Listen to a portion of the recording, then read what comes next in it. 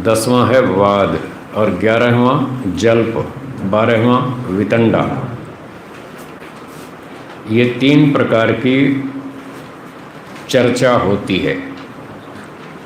बातचीत, चर्चा 3 प्रकार की होती है, वाद, जल्प, वितंडा। तो तीनों के लक्षण यहाँ बताए हैं सूत्र 1, 2, 3 में। दूसरा अनेक सूत्र 1, 2, 3, वाद, जल्प, वितंडा।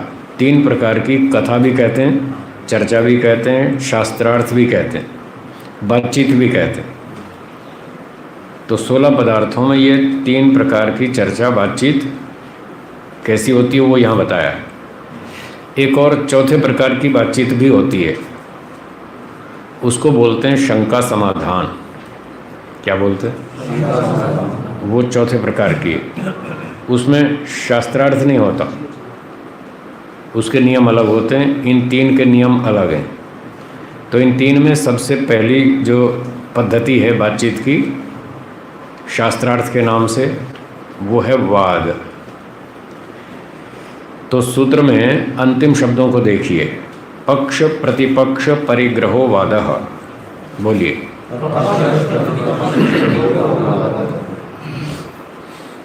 तो ये वाद का लक्षण है, मुख्य लक्षण ये है। ये जो वाद शब्द है संस्कृत का है, यही थोड़ा सा बिगड़ करके हिंदी में हो गया बात। वाद, बात, व के स्थान पर ब हो गया, द के स्थान पर त हो गया। तो उसी वाद को हिंदी में बात कहते हैं। कभी कभी आप कहते हैं भाई ऐसे मज़ा नहीं आएगा, बैठ के बात करेंगे, बैठ के बात करेंगे, ऐसे खड़े खड़े चलते चलते थोड़ी बात होती। तो ये जो आप कहते हैं ना बैठ के बात करेंगे, वो वाद है। तो वाद का लक्षण है पक्ष प्रतिपक्ष परिग्रहो। जब 2 व्यक्ति आपस में बातचीत करते हैं, बात करते हैं, तो उनमें पक्ष और प्रतिपक्ष को स्वीकार करना होता है। ये वाद का मुख्य स्वरूप है, उसका मुख्य लक्षण है पक्ष प्रतिपक्ष को स्वीकार करो। अब बुरा न माने, मैं सही बात कह दूं, लोगों को बात करना नहीं आता। बात करना नहीं आता, बोलते सारा दिन पर बात करना आता नहीं है। आज सीख लीजिए कैसे बात करनी होती है। तो बात करने का नियम है पक्ष प्रतिपक्ष को स्वीकार करें।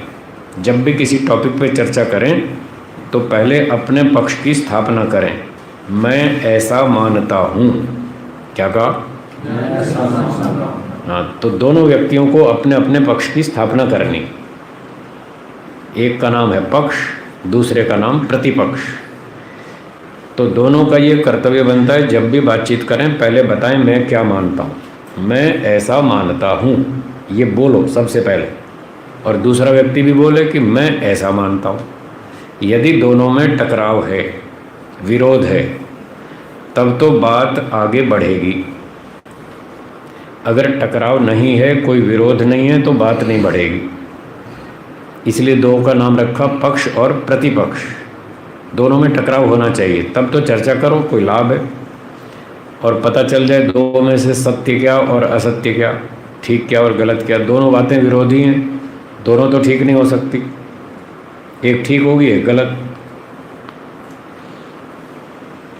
ठीक है। तो सबसे पहला नियम है पक्ष प्रतिपक्ष को स्वीकार करना।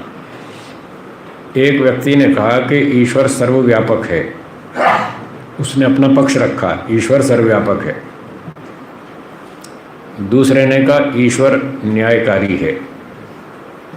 क्या इन 2 बातों में टकराव है? तो इसका नाम पक्ष प्रतिपक्ष नहीं है। इस पर कोई चर्चा नहीं हो सकती, कोई बहस नहीं हो सकती, कोई बातचीत नहीं हो सकती। पर लोग ऐसी ही बात करते हैं, वो अपनी अपनी कहते रहते हैं, दूसरे की सुनते ही नहीं। वो क्या कह रहा है, उसमें कोई टकराव है या नहीं, कुछ समझते नहीं, कुछ ध्यान नहीं देते, बस अपनी अपनी कहे जाएंगे। उनको अपनी बात उगलनी है, दूसरे की सुननी नहीं। ये कोई बात करने का तरीका नहीं है, ये कोई ढंग नहीं है।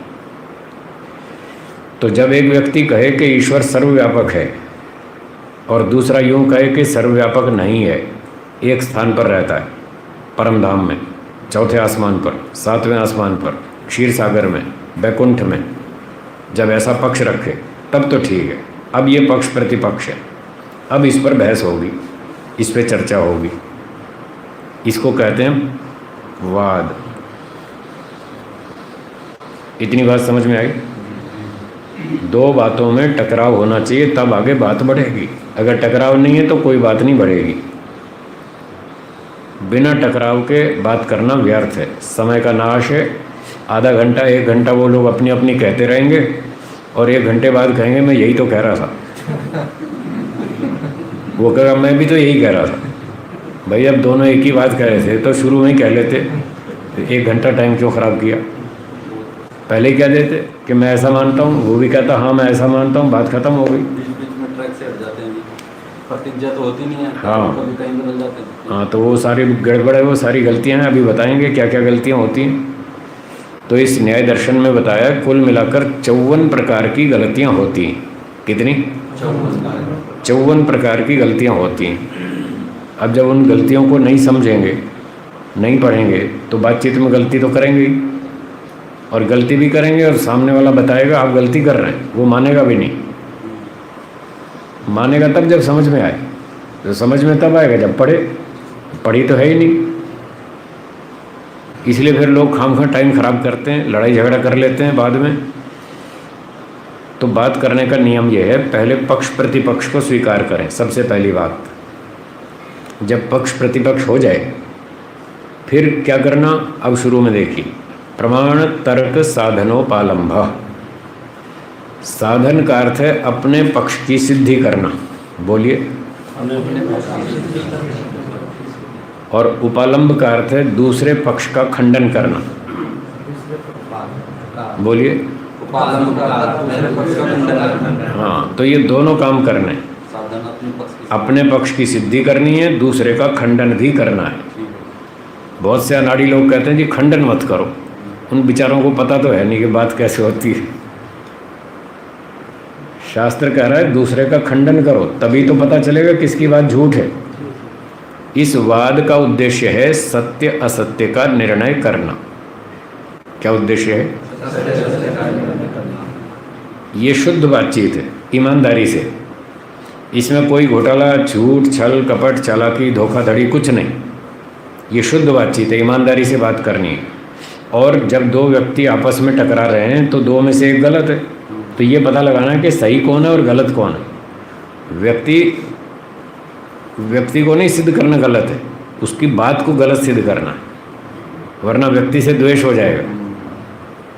ये व्यक्ति गलत है, व्यक्ति गलत नहीं है, उसकी बात गलत है। उसकी बात गलत है वो सिद्ध करना है, और किसकी बात ठीक है किसकी बात सही गलत है उस बात को जानना है, सच्चाई को जानना है कि सच्चाई क्या है। तो इस उद्देश्य से व्यक्ति बातचीत करे, सत्य को जानना है, सत्य को समझाना है, तो क्या होगा? द्वेष नहीं होगा, तो सत्य की खोज भी ठीक हो जाएगी। तो अपने पक्ष की सिद्धि करना और दूसरे का खंडन करना, प्रेम से करना, बुद्धिमत्ता से करना, ईमानदारी से करना। और कैसे करना? सूत्र के पहले 2 शब्द हैं प्रमाण और तर्क। प्रमाण और तर्क से सिद्धि करना, अपने पक्ष की सिद्धि प्रमाण से और तर्क से करना, दूसरे के पक्ष का जो खंडन करना है वो भी प्रमाण से और तर्क से करना। बिना प्रमाण के नहीं बोलना, बिना तर्क के नहीं बोलना, ये बोलने का नियम। अगर आपने कोई पक्ष की स्थापना कर दी तो पक्ष की स्थापना करने से पहले उसका प्रमाण ढूंढो। अगर आपके पास कोई प्रमाण है तब स्थापना करो, अगर प्रमाण नहीं है तो चुप रहो, फिर बोलना नहीं, क्योंकि बोलते ही आपको प्रमाण देना पड़ेगा। बात का नियम है, आपने पक्ष की स्थापना की, प्रमाण लाओ। प्रमाण है नहीं तो क्यों बोला? फिर वहाँ नहीं बोलना। पहले प्रमाण ढूंढो, तर्क ढूंढो, अपने मन में उसकी सिद्धि करो कि मैं जो बात कहूँगा वो प्रमाण से तर्क से सिद्ध होती है या नहीं होती। पहले अपने मन में सिद्ध करो, जब सिद्ध हो जाए फिर अपनी बात बोलो कि मैं ऐसा मानता हूँ। तो सामने वाला पूछेगा कि क्या प्रमाण है, तो प्रमाण तैयार है आपके पास, प्रमाण दो। तर्क आपके पास तैयार है तो तर्क दो। तो प्रमाण की हम पहले परिभाषाएं पढ़ चुके हैं, 4 प्रकार के प्रमाण बताए थे। और एक तर्क की परिभाषा भी आ चुकी है। तो प्रमाण और तर्क आप जानते हैं, उसके आधार पर अब अपनी बात को सिद्ध करना है और दूसरे का खंडन करना है। बिना प्रमाण तर्क के कुछ नहीं बोलना। तो अपने पक्ष की सिद्धि भी करनी है और दूसरे का खंडन भी करना। केवल खंडन करने मात्र से बात नहीं बनेगी, वो अधूरा काम है। और केवल अपने पक्ष की सिद्धि से भी बात नहीं बनेगी, वो भी अधूरा काम है। दोनों काम करने हैं, अपने पक्ष की सिद्धि भी करनी है और दूसरे का खंडन भी करना है, प्रमाण और तर्क से करना, इससे बाहर नहीं जाना। ठीक हो गया? यहाँ तक समझ में आ गया? आगे चलते हैं। तो सूत्र में देखिए, प्रमाण तर्क साधनोपालंभ, आगे है सिद्धांत अविरुद्ध। अपने सिद्धांत के विरुद्ध नहीं बोलना। जो आपने सिद्धांत स्थापित किया, जो मान्यता आपने पहले स्वीकार कर ली कि मैं ऐसा मानता हूँ, तो सारी बातचीत में शुरू से आखिर तक अपनी मान्यता के विरुद्ध नहीं बोलना, अपनी बात का खंडन स्वयं नहीं करना। अंग्रेजी में इसको कंट्रडिक्शन कहते हैं। कंट्रडिक्शन, अपनी बात का स्वयं खंडन करना, वो नहीं करना। जैसे ही आप अपनी बात का विरोध करेंगे तो आपकी बात झूठ साबित हो गई, वहीं बात खत्म हो जाएगी, वहीं चर्चा समाप्त। तो जब समाप्त हो जाती है चर्चा तो उसको बोलते हैं निग्रहस्थान। जो 16वां पदार्थ है, यहाँ 16 पदार्थों में जो अंतिम है, निग्रहस्थान। निग्रहस्थान का मतलब बात खत्म, वो बात समाप्त हो गई और निर्णय हो गया, ये बात ठीक है, ये बात गलत है, ये सत्य है, ये असत्य है। जब सत्य असत्य का निर्णय हो जाता है, बात खत्म हो जाती है, उस बात को खत्म करने का नाम है निग्रहस्थान। ठीक है जी? तो अपने सिद्धांत के विरुद्ध नहीं बोलना, अपना खंडन स्वयं नहीं करना। ये क्या हो गया? अविरुद्ध, सिद्धांत अविरुद्ध। आगे शब्द है पंच अवयव उपपन्न। अब ये पंच अवयव भी आप पढ़ चुके हैं। 5 अवयवों के नाम बोलिए। प्रतिज्ञा, हेतु, उदाहरण, उपनय, निगमन। ये 5 अवयव।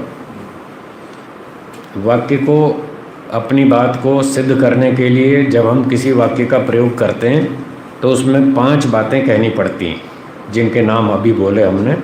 प्रतिज्ञा, हेतु, उदाहरण, उपनय, निगमन। तो क्योंकि ये 5 हिस्से हैं इसलिए इसको अवयव नाम दिया। अवयव माने पार्ट, एक वाक्य का एक भाग। तो यहाँ परिभाषा में बता रहे हैं वाद की, पंच अवयव उपपन्न, 5 अवयवों से युक्त होकर बोलना। उपपन्न का अर्थ है युक्त। जब कहीं आवश्यकता पड़े पंचअवयव की तो पंचअवयव भी प्रस्तुत करना। आवश्यकता नहीं हो तो नहीं, अगर आवश्यकता पड़ जाए तो पंचअवयव भी प्रस्तुत करना। तो कहीं प्रमाण से बात करना, कहीं तर्क से करना, कहीं पंचअवयव से करना। जहाँ जो हथियार मिल जाए वो हथियार लगाना। एक कार मैकेनिक है, कार का इंजन खराब हो गया तो उसके पास बहुत सारे टूल्स होते हैं खोलने के। कोई छोटा पाना, कोई बड़ा पाना, कोई स्क्रू ड्राइवर, कोई कुछ। तो जहाँ स्क्रू ड्राइवर की आवश्यकता है वहाँ उसका इस्तेमाल करेंगे, और जहाँ नट बोल्ट खोलना हो तो फिर वहाँ वो पाना लगाएंगे, स्पैनर लगाएंगे, उससे वो खोलेंगे। छोटा नट है तो छोटा लगाएंगे, बड़ा है तो बड़ा लगाएंगे। तो बहुत सारे हथियार होते हैं वो मशीन को ठीक करने के। ऐसे ही जो अपनी बातचीत होती है उसमें हमारे पास बहुत सारे हथियार हैं अपनी बात को ठीक करने के, दूसरे की बात को गलत साबित करने के। कहीं प्रत्यक्ष प्रमाण, कहीं अनुमान प्रमाण, कहीं शब्द प्रमाण, कहीं उपमान प्रमाण, कहीं तर्क और कहीं पंचअवयव। जहाँ जो फिट होता हो वो लगाओ, बस इसके अंदर ही रहना, इससे बाहर नहीं जाना।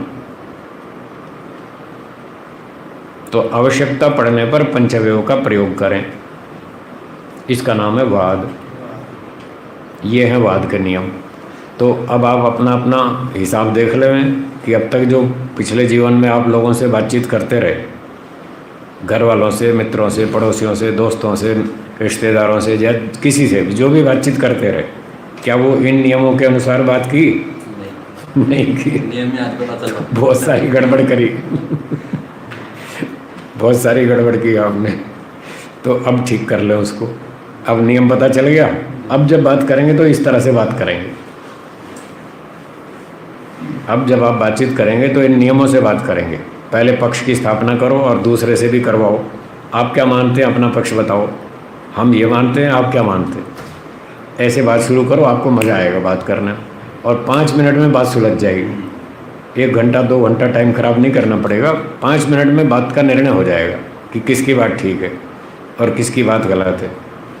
तो जो सत्य हो उसको स्वीकार कर लेंगे, जो असत्य हो उसको छोड़ देंगे। आर्य समाज का चौथा नियम दोहराइए।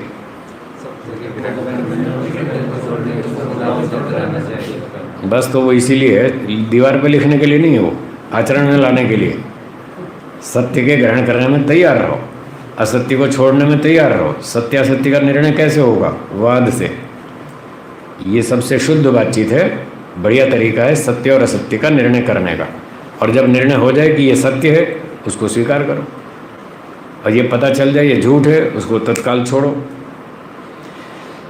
तो ये चौथा नियम यही कहता है, इससे हमारी उन्नति होती है, सुख बढ़ता है। सत्य को स्वीकार करेंगे, सुख बढ़ेगा। और सत्य को स्वीकार नहीं करेंगे, झूठ पे अड़े रहेंगे तो दुख बढ़ेगा, अपना भी और दूसरों का भी। ये मनुष्यता नहीं है कि अपना भी दुख बढ़ाओ और दूसरे का भी। मनुष्यता ये है, अपना भी सुख बढ़ाओ और दूसरे का भी, और वो इस तरह से होगा। वाद का लक्षण समझ में आ गया? इसमें कोई शंका हो तो बोलिए, जो बात समझ में नहीं आई पूछिए।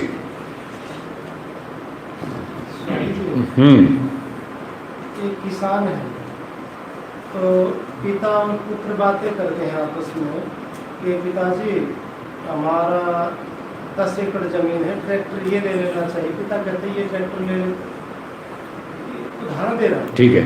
उसी बात में कई बार पिता में पुत्र मतभेद हो जाए। ठीक है। बात तो वहाँ भी कर रहे हैं। ठीक है।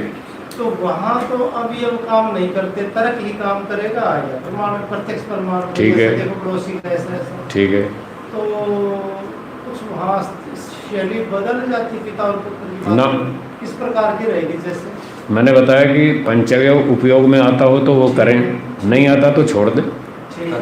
तर्क का उपयोग होता हो तो तर्क करें, ठीक। और प्रमाण मिलता हो तो प्रमाण देवें। ठीक। इसी में से करना जो करना। और शंका समाधान हो सकता है। प्रत्यक्ष प्रमाण, अनुमान प्रमाण, उपमान प्रमाण, शब्द प्रमाण, 4 तो प्रमाण हो गए। ठीक है। 5वां तर्क हो गया। 6ठा पंचअवयव। इन 6 उपायों में से जो भी करना हो करो, इससे बाहर नहीं जाना। और अब पुत्र किसी भी प्रमाण को ना माने, किसी पुत्र उपाय को पुत्र ना का माने। पक्ष ये है कि भाई महिंद्रा का ट्रैक्टर खरीदना चाहिए, और पिता का है कि नहीं, और कोई दूसरा कौन सा है, सोनालिका लेना चाहिए। दोनों का पक्ष बन गया ना। उसने कहा महिंद्रा का लो, इसने कहा सोनालिका लो, तो दोनों अपने अपने पक्ष की सिद्धि करेंगे कि इसमें लाभ है। वो कहेगा महिंद्रा में ये लाभ है, इसलिए ये लेना चाहिए, क्योंकि नियम है कि जो लाभकारी काम है वो करना चाहिए, जिसमें लाभ अधिक और हानि कम वो काम करना चाहिए, जिसमें हानि अधिक और लाभ कम वो काम नहीं करना चाहिए। तो पिता पुत्र दोनों इस बात पर चर्चा करेंगे कि महिंद्रा में लाभ अधिक है या सोनालिका में लाभ अधिक है। तो जिसमें लाभ अधिक है वो प्रमाण तर्क से सिद्ध करेगा, फिर उसकी बात सिद्ध हो जाएगी, वो बात मान लेनी चाहिए। मान लेनी चाहिए। और वो नहीं मानता है, हट करता है, तो वहाँ पर परिणाम अच्छा नहीं आएगा। उसने सत्य को स्वीकार नहीं किया। पिता ने अपनी बात प्रमाण से तर्क से सिद्ध कर दी कि सोनालिका लेना अच्छा है, इसमें ये फ़ायदे हैं, और बेटे की समझ में भी आ गए कि आपकी बात ठीक है, इसमें ये फ़ायदे हैं। फिर भी वो कहता नहीं मैं तो यही खरीदूँगा। बस अब यहाँ नुकसान होगा। अब ये हट शुरू हो गया, सत्य को स्वीकार नहीं किया तो वो हट करेगा, नुकसान उठाएगा। ऐसे घर बनाने में भी पिता पुत्र में ठन जाती है। सब जगह पर, चाहे व्यापार करना हो, चाहे मकान बनाना हो, चाहे कार खरीदनी हो, चाहे ट्रैक्टर खरीदना हो, चाहे मोबाइल फ़ोन खरीदना हो, कुछ भी करना हो, 2 व्यक्तियों में यदि मतभेद है, टकराव है, तो अपने अपने पक्ष की स्थापना करें और उसकी सिद्धि करें प्रमाण से और तर्क से। ये बताएं कि इसमें ये लाभ है, ये हानि है। फिर जिसका पक्ष बलवान हो, जिसमें लाभ अधिक हो, वो मान लेना चाहिए। उस समय पिता पुत्र में झगड़े का कारण क्या हो जाता है? हट। किसी भी तरफ से हो सकता है वो तो। बिल्कुल हो सकता है, दोनों तरफ से हो सकता है। घरों में झगड़े सारे इसी बात पर हैं, वो सत्य को स्वीकार नहीं करते, वहाँ झगड़ा है। उस झगड़े को निपटाने के लिए पद्धति बता रहे हैं कि झगड़े को निपटाओ, वाद करो, हठ मत करो, प्रमाण तर्क से सत्य की सिद्धि करो, और जब सत्य सिद्ध हो जाए उसको स्वीकार करो, झगड़ा खत्म। अभी अभी इस स्थिति को कौन सा में लाएंगे? छल जाति निग्रह स्थान, बात तो रहा नहीं। जो हट करेंगे ना, आप जब झगड़ा होने लगे, हाँ, तो जब झगड़ा होने लगेगा तो उसका कोई कारण देखा जाएगा। वो कोई ना कोई कहेगा मैं तो नहीं मानता, मैं तो वो महिंद्रा ही खरीदूंगा, तो ये निग्रह स्थान आएगा। निग्रह स्थान का मतलब है गलत उत्तर देना है, या तो चुप बैठना या गलत उत्तर देना। ये निग्रह स्थान है, दो तरह के। फिर उसके विस्तार में 22 भेद हो जाएंगे। 22 प्रकार के निग्रह स्थान। कितने? 22। 24 प्रकार की धोखाधड़ी, उसको यहाँ जाति के नाम से बोलते हैं। 16 पदार्थ में जाति, जाति का मतलब चालाकी, धोखाधड़ी। 24 प्रकार की। 22 और 24 कितनी हुई? 46। 5 प्रकार का हेत्वाभास, 46 और 5, और 3 प्रकार का छल, 54 प्रकार की ये सारी गलतियां हैं। तो जो भी गड़बड़ होगी वो 54 में कहीं ना कहीं होगी। या तो निग्रह स्थान होगा, या चालाकी होगी, जाति होगी, या छल होगा, या हेत्वाभास होगा। तो ये सारी गड़बड़ होगी। तो इन सारी गड़बड़ से बच के चलना, तब आप सत्य की खोज कर पाएंगे। चाहे लौकिक क्षेत्र हो, चाहे आध्यात्मिक हो। आध्यात्मिक बातचीत हो, चाहे कोई भी बातचीत हो, बातचीत में तो सब जगह नियम लागू होंगे। जी, उदाहरण का है, उदाहरण दूसरी में भी पढ़ते हैं, 10वीं में देखते हैं। तो उदाहरण की डेफिनेशन है जिसको कहने वाले भी जाना, समझने वाला भी जाना। इसका नाम उदाहरण है, या जिसमें वैज्ञानिक भी जाना, झूठा टेक भी जाना। वैज्ञानिक और दूसरा अनपढ़। हाँ, तो वो दोनों बातों में कोई फर्क नहीं है। एक विद्वान है, एक कम जानता है, दोनों की बातचीत हो रही है। कहने वाला भी सुनने वाला भी। एक विद्वान है, वो कह रहा है भाई अग्नि उदाहरण है, अग्नि जला देती है। जो सुनने वाला है वो अनपढ़ है, वो भी मानता है कि हाँ अग्नि जलाती है। तो कहने वाला सुनने वाला दोनों स्वीकार करते हैं अग्नि जलाती है, तो वो भी ठीक है। और विद्वान भी जानता है और अनपढ़ भी जानता है अग्नि जलाती है। तो दोनों में कोई अंतर नहीं हुआ, एक ही बात। समझ रहे हैं दोनों दृष्टांत में। हाँ, दृष्टांत दोनों को स्वीकार है। बस वो दृष्टांत है जिसको दोनों पक्ष स्वीकार करते हैं। चाहे वो पढ़े और लिखा और अनपढ़ हो, चाहे बोलने वाला सुनने वाला हो। चाहे पढ़ा लिखा और अनपढ़ हो, चाहे बोलने और सुनने वाला हो, दो में से जो भी हो। एक अनेक धर्म पता जी, अनेक धर्म का मतलब यहाँ विशेषता। हाँ जी, हाँ जी, विशेष धर्म। 50 तो नहीं ना, विशेषता, विशेष धर्म। ठीक। हम ये शास्त्रार्थ और बात और छल जाति निग्रह स्थान, ये सारे शास्त्रार्थ मानते हैं। छल जाति निग्रह स्थान तो उसके अंदर बात करने का तरीका है। शास्त्रार्थ जो शास्त्रार्थ करने का स्टाइल है, जो स्टाइल है वो उसके तीन स्टाइल है। उस स्टाइल का नाम है वाद, जल्प, वितंडा। ये तो पद्धति का नाम है। अब उस पद्धति में क्या क्या होगा, वो जल्प और वो है छल जाति निग्रह स्थान, ये चीज़ें इस्तेमाल की जाएंगी। तो वो तो उसके स्वरूप की चर्चा है। जो पद्धति है वो 3 है। उसका नाम है वाद, जल्प और वितंडा। जाति का नाम बातचीत करने की पद्धति नहीं है, वो तो पद्धति का एक हिस्सा है। तो स्वामी शास्त्रार्थ मतलब ये सारे चीज लिए जाएंगे। ये शास्त्रार्थ हैं तीनों, वाद, जल्प, वितंडा, ये तीनों शास्त्रार्थ हैं। 3 प्रकार का शास्त्रार्थ।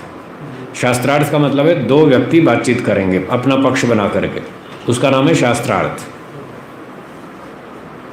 ये शास्त्रार्थ अपना अपना पक्ष बना के बातचीत करेंगे।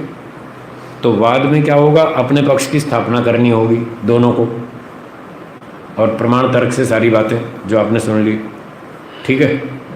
अब जल्प को सुनो, अगला सूत्र देखिए। एक और है, बोलिए।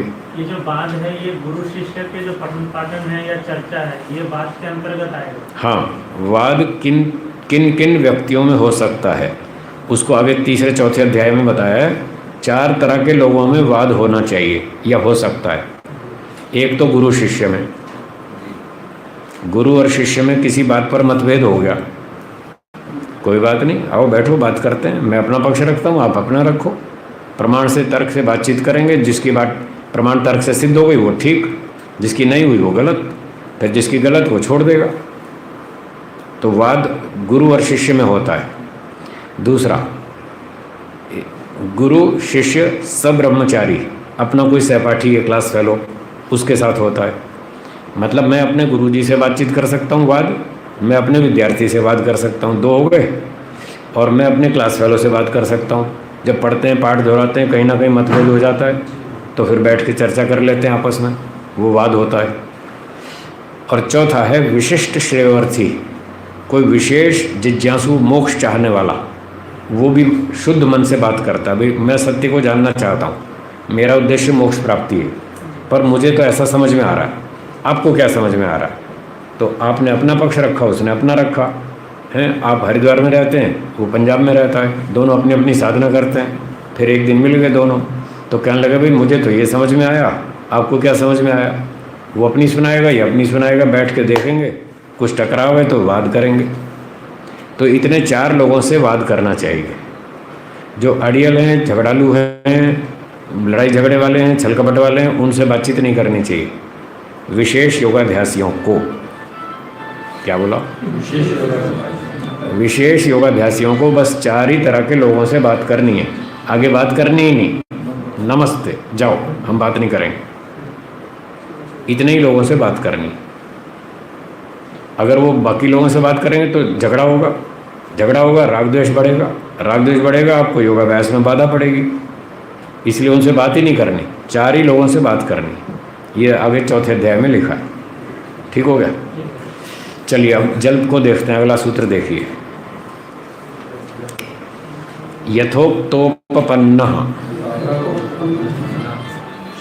हाँ जी, ज़रा फ़ोन की घंटी बंद रखें। जिन जिन के पास यहाँ मोबाइल फ़ोन्स हैं, कृपया सब अपने फ़ोन की घंटी बंद कर दीजिए ताकि बीच में बाधा ना पड़े।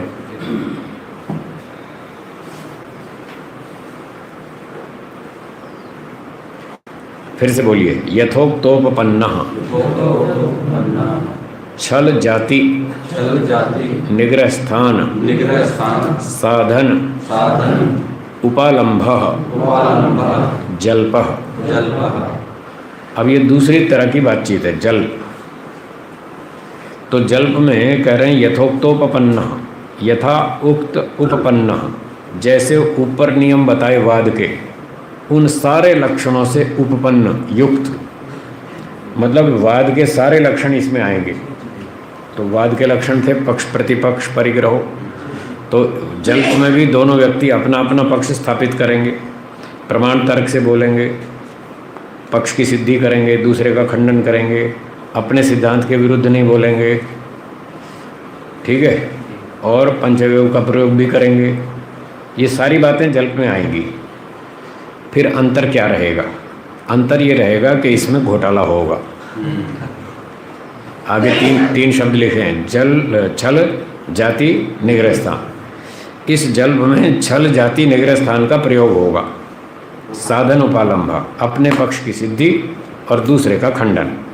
तो छल जाति निग्रह स्थान के द्वारा अपने पक्ष की सिद्धि होगी और दूसरे का खंडन होगा। मतलब ये गड़बड़ मामला है, ये अच्छी बातचीत नहीं है, ईमानदारी की नहीं है, इसमें बेईमानी है।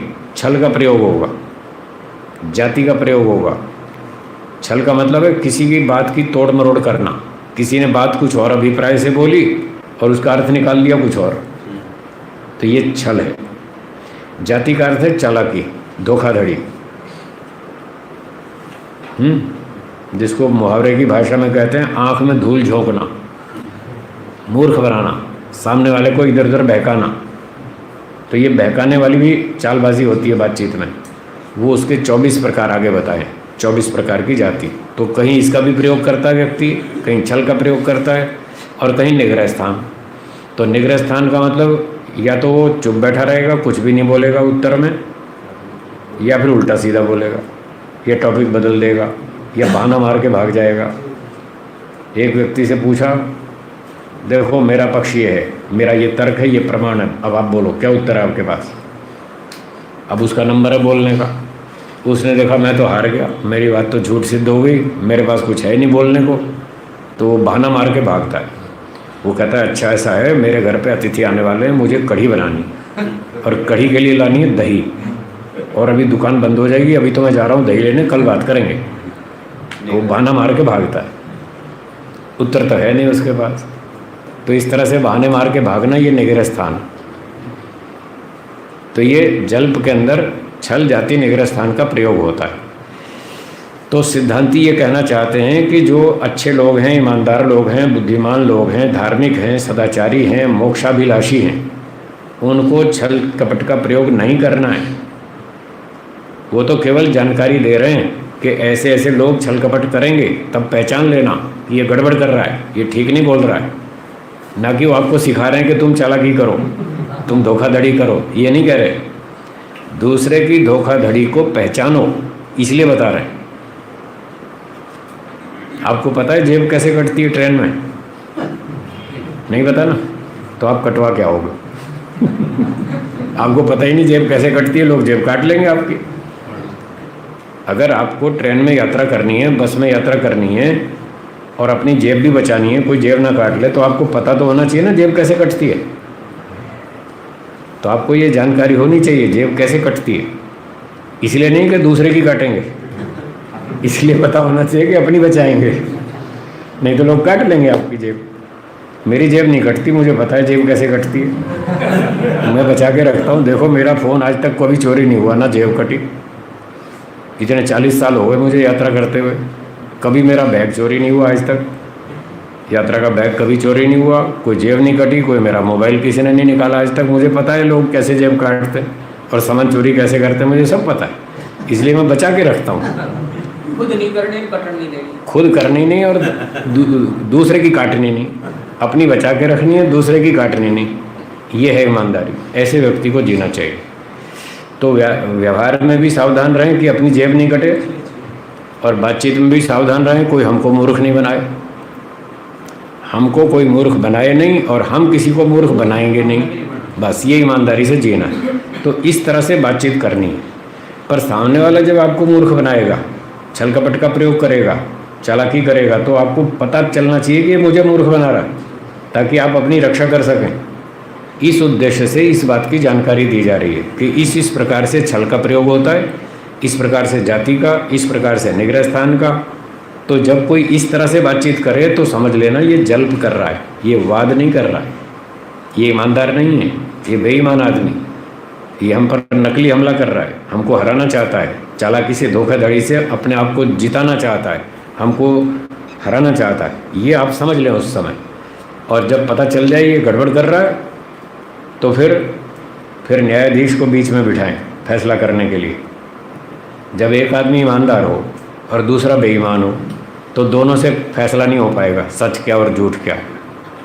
फिर वहाँ पर 3 व्यक्ति न्यायाधीश बिठाने पड़ेंगे कम से कम।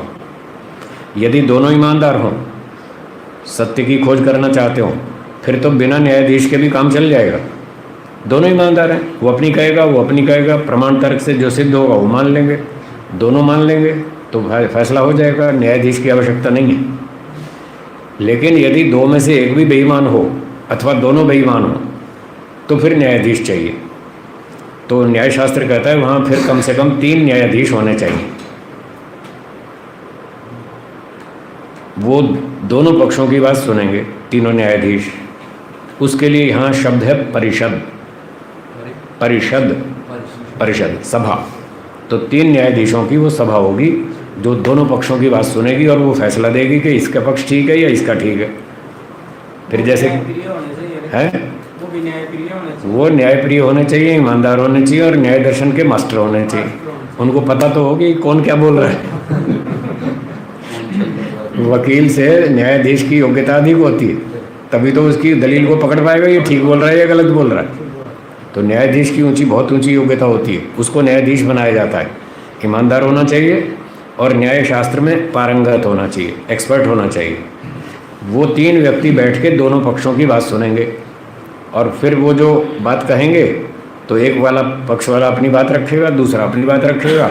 जब वो छल कपट का प्रयोग करेगा तो ये वाला बोलेगा, देखिए न्यायाधीश महोदय ये छल का प्रयोग कर रहा है, ये गड़बड़ कर रहा है, इसके पास ठीक उत्तर नहीं है, आप न्याय कीजिए। वो ऐसी अपील करेगा जैसे क्रिकेट मैच में अपील करते हैं ना, एक ने शॉट मारा और उसका बैट लग गया विकेट पर, तो फिर वो पीछे विकेट कीपर अपील करता है, आउट, ये हिट विकेट हो गया, इसको आउट दो। फिर वो एम्पायर बोलता है हाँ राउट, सही बात है, ये आउट हो गया, इसने हिट विकेट किया। वो पहले अपील करेगा, फिर वो एम्पायर बताएगा ये आउट। तब वो आउट हो जाएगा। तो ऐसे ही यहाँ बातचीत में भी अपील करनी पड़ती है कि देखो ये छल का प्रयोग कर रहा है, न्यायाधीश महोदय ये छल का प्रयोग कर रहा है, आप न्याय कीजिए, ये गड़बड़ कर रहा है, ठीक नहीं बोल रहा है, ये निग्रह स्थान में आ चुका है। वो अपील करेगा तो न्यायाधीश देखेगा इसने जो आरोप लगाया ठीक है या गलत। अगर ठीक आरोप लगाया कि हाँ ये व्यक्ति निग्रह स्थान में आ चुका है, इसने गलत उत्तर दिया और उसने अपील कर दी, तब वो न्यायाधीश अपना निर्णय सुनाएंगे कि इसकी बात गलत है, इसने छल का प्रयोग किया है, इसने निग्रह स्थान का प्रयोग किया है और इसका पक्ष ठीक है। तब वो ऐसे अंतिम निर्णय सुनाएंगे, तब फैसला होगा कि सच क्या और झूठ क्या। इस तरह से बातचीत होती है। बोलिए।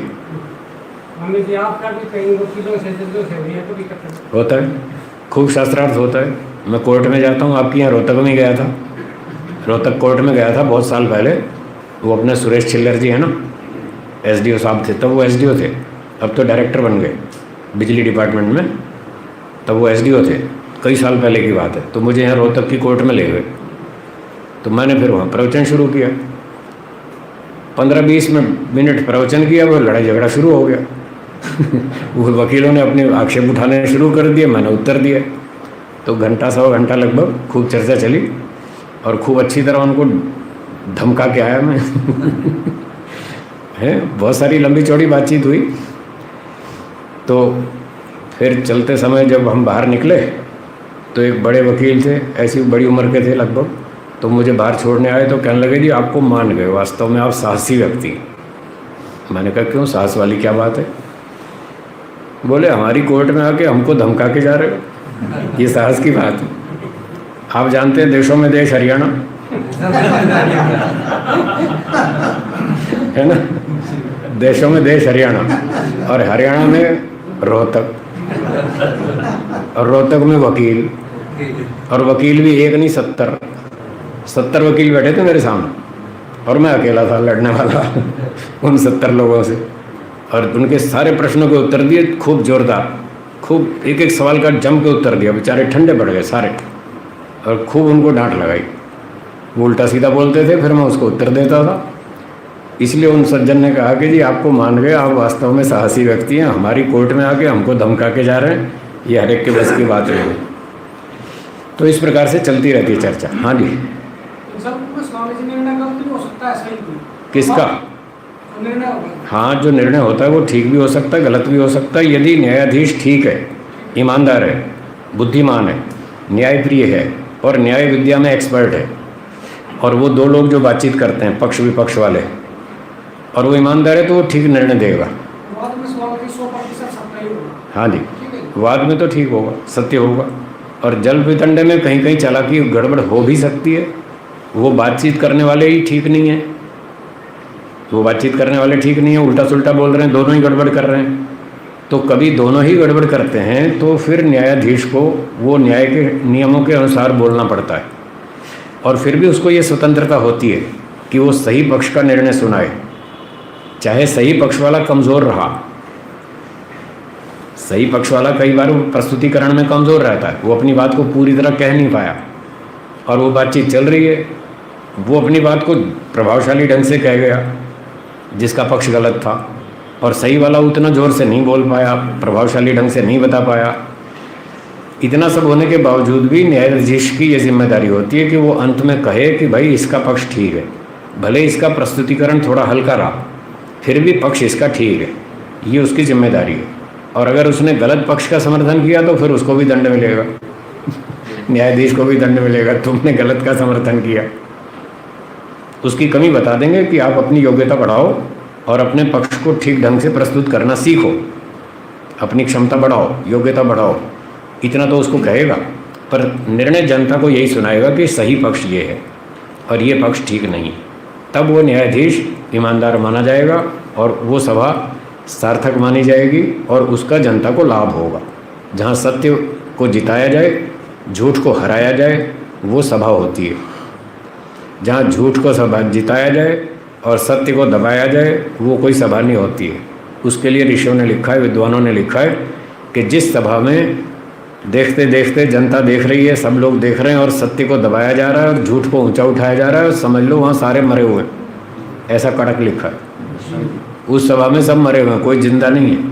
जिंदा वो है जहाँ पर सत्य की विजय होती है, वो सभा अच्छी है, उस सभा में लोग जीवित हैं। इसलिए सत्य को ही ऊंचा रखना पड़ता है। सत्यमेव जयते, सुप्रीम कोर्ट ने लिख रखा है, इसीलिए लिखा है सत्यमेव जयते। कोर्ट में सत्य की ही जीत होनी चाहिए। आजकल होती नहीं है पर होनी चाहिए, इसीलिए लिखा है। होती है गड़बड़, ठीक है। अच्छा हाँ बोलिए। स्वामी जी, धार्मिक लोग भी इसका प्रयोग कर सकते हैं जल्प का? जल्प का हाँ। इसका उत्तर लिखा है न्याय दर्शन में। तत्व अध्यवसाय संरक्षण। हाँ, तत्व अध्यवसाय संरक्षणार्थम जल्प वितंडे, तो उसके भाष्य में लिखा है वात्स्यायन जी ने, अनुत्पन्न तत्व ज्ञाना नाम, जिनको ऊंचा तत्व ज्ञान अभी उत्पन्न नहीं हुआ। क्या बोला? ऊंचा तत्व ज्ञान अभी नहीं हुआ, ऊंचा वैराग्य नहीं हुआ, लेकिन पक्ष ठीक है उनका, थोड़ा राग द्वेष भी है, लेकिन वो ये जानते हैं ये पक्ष ठीक है। तो ऐसे लोग सिद्धांती लोग, वो कहीं सत्य की रक्षा करने के लिए जल्प वितंडे का प्रयोग कर सकते हैं, पर ये दोषपूर्ण माना जाएगा। जितनी उन्होंने चालाकी की, छल कपट किया, घोटाला किया, उतना दोष तो लगेगा। सर्वथा शुद्ध नहीं है। जितना गड़बड़ की, जितना छल कपट किया, उतना दोष तो लगेगा, उधर पुण्य भी लगेगा कि आपने सत्य की रक्षा की। तो इसको मिश्रित कर्म कहेंगे। क्या बोलेंगे? जैसे सरकार को, राजा को छूट है, वो चोरों को पकड़ने के लिए, दुष्टों को पकड़ने के लिए, आतंकवादियों को पकड़ने के लिए CBI रखती है, CID रखती है। और CBI और CID वाले तो भेष बदल के ही आते हैं, नाटकबाजी करते हैं, सिविल ड्रेस में घूमते हैं, होते हैं पुलिस वाले। ये CID वाले ऐसे ही होते हैं, और वो छुप करके जाते हैं, वहाँ पकड़ लेते हैं अपराधी को, ये घोटाले करता है। तो वो नाटकबाजी करते हैं, छल कपट करते हैं, चालाकी करते हैं, भेष बदल के जाते हैं। वो देश की रक्षा के लिए करते हैं, उनका उद्देश्य है देश की रक्षा करना। इसलिए उसको छूट दी है कि तुम देश की रक्षा के लिए, प्रजा के हित के लिए ऐसा कर सकते हो, पर जितनी गड़बड़ की उसका दोष तो लगेगा। ठीक है। इसलिए कहा कि अगर मोक्ष में जाना हो तो फिर आपको इससे और ऊपर उठना पड़ेगा, आपको ऊंचा तत्वज्ञान और वैराग्य प्राप्त करना पड़ेगा। जब आप ऊंचे तत्वज्ञानी और वैरागी हो जाएंगे, फिर ये क्षत्रिय विभाग छोड़ देंगे। ये तो क्षत्रिय वाला काम, इसलिए वह क्षत्रिय का मोक्ष नहीं होता, वैश्य का भी नहीं होता, शूद्र का भी नहीं होता, ब्राह्मण का होता है। आपको मोक्ष में जाना है तो ब्राह्मण बनना पड़ेगा और 100% शुद्ध बात करनी पड़ेगी, वाद करना होगा, जल्प वितंडा नहीं। पर जिनका स्तर अभी कम है वो जल्प वितंडा का प्रयोग कर लेंगे सत्य की रक्षा के लिए, अपने स्वार्थ सिद्धि के लिए नहीं, और इतना उनको दोष भी लगेगा। जब ऊंचा वैराग्य हो जाएगा फिर वो समझ जाएंगे कि ये तो हानिकारक है, हमारे लिए बाधक है मोक्ष में, वो बंद कर देंगे, नहीं करेंगे। फिर वो वाद ही करेंगे, और बात बता दिया 4 ही लोगों के साथ करेंगे, अपने गुरुजी के साथ, अपने शिष्य के साथ, सहपाठी के साथ, या कोई विशेष जिज्ञासु। इतने लोगों से बातचीत करेंगे, और लोगों से करेंगे ही नहीं, बात ही नहीं करेंगे। जो MSc का विद्यार्थी वो 3री क्लास वाले से बात करेगा बस, तो फिर जो ऊंचे स्तर का वो छोटे स्तर वाले से बात नहीं करेगा। उससे बात करनी हो तो उसके लेवल का कोई आदमी दूसरा ढूंढ लेगा, भाई तुम इससे बात करो, ये तुम्हें समझा देगा। ये भी ठीक। हाँ, नीचे वाला उसके लेवल का हो, उसको बिठा देगा, भाई तुम इससे बात कर रहे हो, ये समझा देगा आपको, मैं नहीं करूँगा। स्वामी दयानंद सरस्वती जीवनी में कैसा आता है, उन्होंने ऐसे उत्तर देते थे। हाँ। कई बार ऐसा होता था कि बात नहीं करने आते थे कुछ लोग, छल कपट करते थे, तो उस तरह उत्तर वो लोग गड़बड़ करते थे। स्वामी दयानंद ने गड़बड़ नहीं की, वो वाद करते थे, वो चालाकी करते थे, और वो उनकी चालाकी को पकड़ लेते थे। स्वामी दयानंद जी वो अपना प्रमाण तर्क इतना सॉलिड रखते थे कि उनकी चालाकी भी फेल हो जाती थी, उनका झूठ छल कपट सब फेल हो जाता था। तो उनका वाद का पक्ष इतना बलवान था प्रमाण तर्क का कि वो जल्प वितंडे का प्रयोग नहीं करते थे, वो वाद ही करते थे, और वाद करके भी जीत जाते थे। तो व्यक्ति चाहे तो वाद करके भी जीत सकता है, उसको ज़रूरी नहीं है कि छल कपट करना ही पड़े। इनका कहने का तात्पर्य स्वामी जी है, मतलब वो चारों से अलग भी वाद करते थे। वो अलग इसलिए करते थे, वहाँ मजबूरी थी। वहाँ मजबूरी ये थी कि सारे ही लोग अनाड़ी थे। जिन लोगों में प्रचार करना है, चाहे वो जनता हो चाहे पंडित हो, जो पौराणिक पंडित थे वो भी तो अनाड़ी थे, उनका पक्ष झूठ था, और इनको प्रचार करना है स्वामी दयानंद जी को, वेद का प्रचार कैसे करें? तो जो ऑडियंस है उसी से बात करनी पड़ेगी। अब वो इन 4 से बाहर का हो तो भी करनी पड़ेगी, नहीं तो प्रचार बंद करना पड़ेगा। किस में प्रचार करें? कोई सुनता ही नहीं, कोई समझता ही नहीं। तो उनके लिए मजबूरी थी, उन लोगों से भी बातचीत उनको करनी पड़ी, बेईमान लोगों से, चालाक लोगों से, धोखेबाज लोगों से, अड़ियल लोगों से, उनसे भी बात उनको करनी पड़ी। पर वो इतने सॉलिड थे, इतने मजबूत थे कि उन लोगों से बात करके भी उन्होंने अपना स्तर नहीं खोया, अपना बचाव रखा और फिर बात की। तो यहाँ जो न्याय दर्शन में लिखा है कि यदि आपको इस चर्चा में अपना नुकसान होता दिखाई दे तो फिर आप बात मत करो। आप चले दूसरे को पढ़ाने, दूसरे को सिखाने और खुद ही बिगड़ गए, दूसरे को सुधारने गए और खुद ही बिगड़ गए, तो क्या कमाया आपने? बेकार हो गया ना। तो खुद नहीं बिगड़ना है, अपने आप को ठीक रखना है। अपने आप को ठीक रखते हुए फिर आप दूसरे को सुधारो तो ठीक है, तो उचित है जी। इसमें एक जगह है कि जैसे ईश्वर का सब अंश है, इस बात पे स्वामी जी ने उनको एक थप्पड़ लगाया, तो ये तो बाद में नहीं है। ये तो समझाने का तरीका था,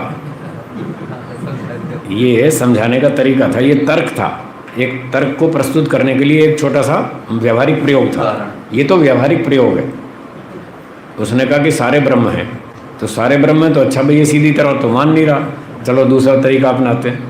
तो उसके गाल पे एक चपत लगाई हल्की सी, तो वो तिल मिला गया। अरे तुम मुझे क्यों मारते हो? उन्होंने कहा मैंने कब मारा, ये तो ब्रह्म ने ब्रह्म को मारा, मैंने थोड़ी मारा, सारे ब्रह्म ही तो हैं। तो फिर उसकी खोपड़ी घूम गई कि हाँ बात तो ठीक कह रहे हैं, जब सारे ब्रह्म हैं तो फिर ब्रह्म ने ब्रह्म को मारा, फिर शिकायत क्या आएगी? तो उसको समझ में आई कि नहीं नहीं ये ब्रह्म तो नहीं है, मुझे इसने ठोक दिया, ब्रह्म कहाँ है? तो फिर समझ में आई नहीं नहीं सारे ब्रह्म नहीं है, तुम अलग हो मैं अलग हूँ। अगर सारे ही ब्रह्म है तो शिकायत बात खत्म ही हो गई, शिकायत करने का कोई अवसर ही नहीं है। छल नहीं हुआ। ये समझाने का तरीका था। ये छल क्या है? छल तो वो है जो शब्दों की तोड़ मरोड़ की जाए, छल तो वो है जो शब्दों की तोड़ मरोड़ की जाए। तो यहाँ शब्द की तोड़ मरोड़ तो की नहीं, ये एक व्यावहारिक प्रयोग करके दिखाया, थोड़ी सी चपत लगाई ताकि उसको समझ में आ जाए। जाति में नहीं होगा, जाति में भी शब्दों की चालाकी होती है। जाति में बल प्रयोग करना नहीं, ज्यादा दली है कोई भी बात है ना ना ना ना ना, वो जाति नहीं है। जाति का मतलब है एक वाक्य बोला हमने, पंचव्यय रखा, प्रतिज्ञा रखी, हेतु रखा, फिर उसने हेतु को चालाकी से तोड़ मरोड़ दिया, तो वहाँ तो शब्दों की तोड़ मरोड़ है, वो चालाकी है, उसका नाम जाति है। ये तो व्यावहारिक प्रयोग है, ये तो बिल्कुल अलग है इनसे। यहाँ तो चर्चा है बातचीत की, ये बातचीत थोड़ी है, ये तो व्यवहार है। थप्पड़ मारा 16 में कहा हुआ है यू किसों में ना, नहीं आता ये 17 है ना, ये अलग है, ये तो ऊपर में चले गए। ये अलग है, ये 16 में नहीं आता, ये 16 में नहीं आता, ये व्यावहारिक प्रयोग है, ये अलग चीज़। तो जल की बात चल रही थी, सूत्र को फिर से देखिए। यथोक्तोपपन्ना, सारे लक्षण यूं के यूं वाद के जो उसमें थे वो इसमें रहेंगे। और विशेषता क्या होगी? छल, जाति और निग्रह स्थान, इन तीनों के माध्यम से व्यक्ति अपने पक्ष की सिद्धि करेगा और दूसरे का खंडन करेगा, इसका नाम है जल्प। तो इसका उद्देश्य है हार जीत, इसका उद्देश्य सत्य का निर्णय करना नहीं है। यहाँ जो सामने वाला हमारे साथ जल्प कर रहा है उसका उद्देश्य सत्य का निर्णय करना नहीं है, उसको तो हराना है, इसलिए तो चालाकी कर रहा हूँ, इसलिए धोखाधड़ी कर रहा है, इसलिए बेईमानी कर रहा है, इसलिए वो निग्रह स्थान का प्रयोग कर रहा है। वहाँ तो हार जीत का उद्देश्य है। एक व्यक्ति पर दूसरे ने आरोप लगाया कि साहब आपने चोरी की, उसने पलट के जवाब दिया आपने भी तो की, ये उत्तर ठीक है? बस ये निग्रह स्थान, गलत उत्तर देना, निग्रह स्थान। उसने जब आरोप लगाया कि आपने चोरी की, तो उसको ये सिद्ध करना था मैंने चोरी नहीं की, न कि ये कह देना कि आप भी चोर हो। मैं तो चोर हूँ ही सो हूँ, आप भी तो चोर हो, तो दोनों चोर हो गए, तो दोनों फंस गए। तो ये उत्तर देना गलत है। एक ने कहा साहब आप बहुत गुस्सा करते हैं, उसने कहा आप मुझसे कम थोड़ी करते हैं, आप मुझसे ज़्यादा करते हैं, ये निग्रह स्थान। उसको ये सिद्ध करना था मैं गुस्सा नहीं करता हूँ, भैया तो फिर स्वीकार कर ले, हाँ साहब मैं गुस्सा करता हूँ, अब आगे नहीं करूँगा, बात खत्म हो गई। मैं गुस्सा करता हूँ, जो मुझ पर आरोप लगाया मैंने स्वीकार किया, हाँ मैं गुस्सा करता हूँ, आगे नहीं करूँगा, कोशिश करूँगा, इसको कम करूँगा, ये उत्तर ठीक है। ये उत्तर तो गलत है कि आप मुझसे ज़्यादा गुस्सा करते हैं। एक ने कहा आप झूठ बोलते हैं, उसने कहा आप मुझसे 4 गुना बोलते हैं, मतलब उसका आरोप स्वीकार कर लिया मैंने, हाँ मैं झूठ बोलता हूँ, और आप मुझसे 4 गुना बोलते, तो दोनों ही अपराधी हो गए। तो ये बातें हमको ध्यान रखनी पड़ती हैं बातचीत में। अगर इस तरह का उत्तर देते हैं तो ये निग्रह स्थान है, ये गलत उत्तर है। तो यहाँ कह रहे हैं जल्प में कि इस तरह से छल जाती निग्रह स्थान से जब कोई व्यक्ति हार जीत का उद्देश्य बनाकर बातचीत करता है तो उसको जल्प कहेंगे। ये स्टाइल, ये पद्धति जल्प के नाम से, ये अच्छी नहीं है। योगाभ्यासियों को इसका उपयोग नहीं करना चाहिए, वाद का करना चाहिए। और गलती हो तो स्वीकार करना चाहिए। झगड़ा गाएगा, चालाकी गाएगी। जब आप पे आरोप लगा दिया कि आप समय पर नहीं आते हैं, देर से आते हैं, तो स्वीकार करो, हाँ साहब मेरी गलती है, मैं आलसी हूँ, मैं देर से आता हूँ, आगे ठीक करूँगा। ये नहीं कि वहाँ बहानेबाजी बनाने लग जाओ। साहब मैं तो बिल्कुल तैयार रहता हूँ, मेरा भाई जो है वो नाश्ता देर से देता है, या मेरी पत्नी नाश्ता देर से देती है, मैं क्या करूँ, जबकि वो ठीक टाइम पर देती है और वो अपनी गलती स्वीकार करना नहीं चाहता, चालाकी करता है, झूठ बोलता है, गड़बड़ करता है। तो ये ईमानदारी नहीं है। ऐसे फिर व्यक्ति की उन्नति नहीं होती। तो जिसको अच्छी उन्नति करनी हो, सुख से जीना हो, टेंशन फ्री होकर के जीना हो, उसको सच बोलना चाहिए। जी, निग्रह स्थान का प्रयोग हो गया जल्प में, फिर भी चलते रहे जल्प। अगर वो सामने वाले ने, इधर वाले ने निग्रह स्थान किया, अब इसका कर्तव्य बनता है कि वो न्यायाधीश को अपील करे कि देखो साहब इसने निग्रह स्थान का प्रयोग किया है, ये हार चुका है, इसका पक्ष गलत है, झूठ है, आप न्याय कीजिए। उसको ये बोलना चाहिए।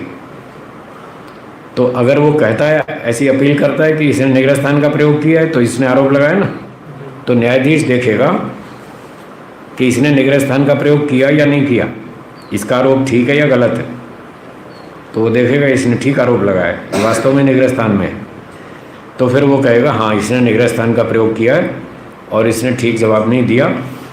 अगर वो वाद हो रहा है, ये चर्चा अगर वाद के रूप में चल रही है, तो उसको और अवसर दिया जाएगा। भाई ये तो आपका उत्तर गलत है, कोई और उत्तर हो तो दो, उसको चांस दिया जाएगा।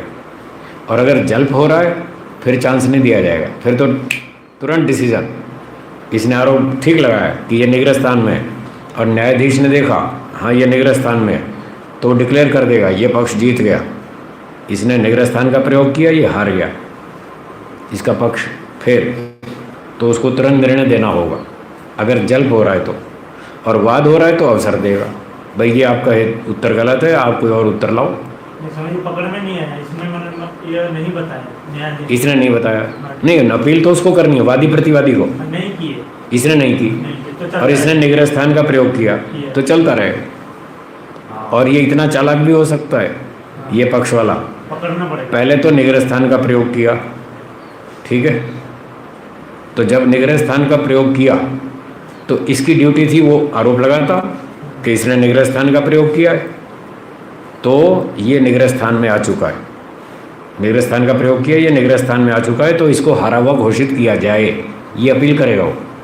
और अगर उसने अपील नहीं की, वो इतना चतुर नहीं है, पकड़ नहीं पाया, और ये उससे ज़्यादा चतुर है, बेईमान, फिर भी उससे ज़्यादा चतुर है, और उल्टा उसने दूसरा आरोप लगा दिया इस पक्ष के ऊपर, न्यायाधीश को बोला, क्या बोला, देखो साहब मैं निग्रह स्थान में था और इसकी ड्यूटी थी मुझे पकड़ना, और इसने पकड़ा नहीं, इसलिए अब ये खुद निग्रह स्थान में, उल्टा आरोप लगा दिया। तो फिर न्यायाधीश को देखना पड़ेगा कि हाँ ये ठीक कह रहा है, ये वास्तव में निग्रह स्थान में था और इसकी ड्यूटी थी शिकायत करना, और इसने शिकायत नहीं की। तो जो व्यक्ति निग्रह स्थान में आ चुका है उस पर दूसरे पक्ष वाले की ड्यूटी बनती है आरोप लगाना। यदि उसने आरोप नहीं लगाया तो वो खुद निग्रह स्थान में है, ये एक अलग तरह का निग्रह स्थान है, 22 में से एक ये भी है। मतलब आउट होने के बाद भी यदि अपील नहीं करता है, हाँ, वो भी उसकी गलती, तो भी गलती है, चाहे बात उसकी ठीक थी, पक्ष ठीक था, तो उसको इतना चौकन्ना होना चाहिए, सावधान रहना चाहिए ये क्या बोल रहा है। अगर गलत बोल रहा है तो शिकायत करो कि ये गलत बोल रहा है, वहीं बात को ख़त्म करो। और उसने उपेक्षा की, ध्यान नहीं दिया कि ये निग्रह स्थान में है, और उसने वापसी हमला कर दिया कि साहब ये मैं निग्रह स्थान में था तो भी इसने आरोप नहीं लगाया, इसलिए ये खुद निग्रह स्थान में है। ऐसा यदि उसने बोल दिया तो न्यायाधीश को इसके पक्ष में फैसला सुनाना पड़ेगा कि इसने सही पकड़ा, ये निग्रह स्थान में था और इसने उपेक्षा की। इसको बोलते हैं पर्यनुयोज्योपेक्षणम, इस नाम का ये निग्रह स्थान है। जो 22 निग्रह स्थान है उनमें से एक ये भी है। और एक ने झूठा आरोप लगा दिया, वो था नहीं निग्रह स्थान में, और झूठा आरोप लगा दिया साहब ये तो निग्रहस्थान में आ गया, ठीक है, तो झूठा आरोप लगाया तो वो निग्रहस्थान में आ गया। झूठा क्यों लगाया? मैं तो हूँ ही नहीं निग्रहस्थान में, वो निग्रहस्थान में नहीं था, ठीक बोल रहा था। और दूसरे पक्ष वाले ने आरोप लगा दिया कि साहब ये तो निग्रहस्थान में आ चुका है, जबकि आया नहीं था। तो झूठा आरोप लगाना ये भी निग्रहस्थान है, तो वो हार गया। तो जब ये झूठा आरोप लगाएगा तो वो शिकायत करेगा, देखो साहब मैं बिल्कुल ठीक हूँ, ये खामखा झूठा आरोप लगाता है, मैं बिल्कुल निग्रहस्थान में नहीं हूँ। तो न्यायाधीश देखेगा कि इसकी बात ठीक है और इसने झूठा आरोप लगाया, तो वो हारा, उसको डिक्लेयर करना पड़ेगा ये हार गया। कोई संकेत नहीं किया तब चलता रहे, चलता रहे, यदि वो ना पूछे, वो भी ना पूछे तो चलता रहेगा, और अगर वो चाहे तो आरोप लगा सकता है। तो मतलब यह है कि आपको इतने चौकन्ने होकर बातचीत करनी पड़ेगी, सावधानी से करनी पड़ेगी कि सामने वाला निग्रह स्थान में है तो आप उसकी उपेक्षा नहीं कर सकते, और अगर नहीं है तो आप उस पर झूठा आरोप नहीं लगा सकते। आपको पूरी सावधानी से बात करनी पड़ेगी। अगर आपने झूठा आरोप लगाया तो भी हार जाओगे, चाहे आपका पक्ष ठीक भी क्यों ना हो, तो भी आप हारे हुए माने जाओगे। और अगर वो गलती पर था और आपने गलती बताई नहीं तो भी हारे जाओगे। तो ये ऐसी ऐसी रस्सी बांध देता है चारों तरफ से न्याय दर्शन, इतने नियम बना देता है कि आपको बहुत सावधान होकर बात करनी पड़ती है। अब लोग इन बातों को जानते नहीं और खाम लड़ाई झगड़े करते रहते हैं। वो उस पर आरोप लगाता है, वो उस पर आरोप लगाता है, नियम का पता नहीं बात करने का, कैसे बात करनी चाहिए। ये कोर्टों में जो बातें होती हैं तो वो कहते हैं कि देखो मेरे क्लाइंट पे सर ये आरोप लगा, तो वहाँ पे तो उसका निग्रह स्थान तो आ गया, लेकिन इन कोर्टों में इनका प्रयोग तो नहीं होता है। हाँ, ये सभी नियमों से बात चलती है, वहाँ कोर्ट में यही बातें चलती हैं। वो कहता है मेरा क्लाइंट बिल्कुल ठीक ठाक है, इसको खाम फंसाया जा रहा है। तो न्यायाधीश कहता है अच्छा प्रमाण दो, ये निर्दोष है, प्रमाण दो। आपने पक्ष की स्थापना कर दी कि मेरा मुवक्किल निर्दोष है, तो निर्दोष है तो प्रमाण लाओ। फिर वो प्रमाण देगा कि मेरे पास ये गवाह है, मेरे पास ये गवाह है। अगर उसकी गवाही प्रस्तुत हो गई तो जो विपक्ष का वकील है वो उससे 20 सवाल करेगा, उसको सारे जवाब देने पड़े। अच्छा जिस समय चोरी हुई रात के 12:30 बजे, उस समय तुम वहाँ पर थे या नहीं थे, वो 20 सवाल ठोकेगा और उसको कहीं ना कहीं से पकड़ लेगा ये झूठ बोल रहा है। वो बड़े चालाक होते हैं, मतलब बात उगलवाने में बड़े चतुर होते हैं, तो उगलवा लेंगे कहीं ना कहीं। वो अपनी बात को अगर झूठ बोल रहा है तो कहीं ना कहीं अपनी बात का विरोध कर जाएगा और फंस जाएगा, और सच बोल रहा है तो वो प्रमाण दे देगा कि मैं वहाँ नहीं था, जिस समय चोरी हुई मैं वहाँ था ही नहीं। तो फिर कहाँ थे? कि मैं तो दिल्ली में था। तो तुम दिल्ली में थे, इसका क्या प्रमाण है? देखो साहब ये मेरे पास टिकट है, 12:30 बजे मैं रात को ट्रेन में था, ये 11:30 बजे मैं ट्रेन में बैठा, और ये 21 तारीख की ट्रेन की टिकट है, और 12:30 बजे वो 22 तारीख हो गई, चोरी हुई उस रात को 12:30 बजे, मैं तो ट्रेन में था, मैं तो यहाँ था ही नहीं। तो उसने प्रमाण दे दिया, वो बच गया, बरी हो जाएगा। तो ऐसे प्रमाण से, तर्क से बात को वहाँ सिद्ध किया जाता है। कोर्ट में यही होता है। लेकिन वो विपक्षी जो वकील होते हैं वो भी बहुत चालाक होते हैं, वो तोड़ मरोड़ करके उसको कहीं ना कहीं फंसा देते हैं। तो अगर जो निर्दोष व्यक्ति है वो खुद कमज़ोर है अपना पक्ष रखने में, अथवा उसका वकील कमज़ोर है, वो उसको बचा नहीं पाया, और दूसरा वकील चालाक था, उसने झूठे गवाह, झूठे प्रमाण प्रस्तुत करके उसको फंसा दिया, तो वो बेचारा अच्छा होते हुए भी फंस जाएगा। तो आजकल कोर्ट में अधिकांश ऐसा होता है, न्याय तो होता नहीं। तो यहाँ जब हरियाणा रोहतक की कोर्ट में गया था मैं, तो मैंने वहाँ वकीलों से पूछा, मैंने कहा जी यहाँ पर न्याय होता है क्या? वकीलों से पूछा, जो 70 वकील बैठे थे मेरे सामने, मैंने कहा यहाँ न्याय होता है? बोले नहीं होता। उन्होंने भी साफ बोल दिया नहीं होता। तो मैंने कहा क्या होता है? बोले निर्णय होता है, यहाँ न्याय नहीं होता, निर्णय होता है। तो मैंने कहा फिर न्यायालय क्यों लिखा है? निर्णयालय लिखो ना। अब उनकी बोलती बंद। जब न्याय तो होता नहीं, आप खुद स्वीकार कर रहे हैं न्याय तो होता नहीं, निर्णय होता है, तो मैंने कहा फिर निर्णयालय लिखो, या न्यायालय क्यों लिखा है? और न्यायालय लिखा है तो फिर न्याय करवाओ। मैंने कहा एक अपराधी आता है चोरी करके, वो आके वकील को कहता है साहब मुझे बचाओ, मैं चोरी करके आया हूँ। आप उसको बचाते हैं, आपको ये काम गलत है, आपको तो उसको कोर्ट में गवाही देनी चाहिए, आपको विटनेस बनना चाहिए, उसको चोर को फंसाना चाहिए कि साहब ये चोर है, वास्तव में इसने मेरे आगे स्वीकार किया है कि मैं चोरी करके आया हूँ। तो वकील बोले क्यों, ये तो वकीलों का धंधा है।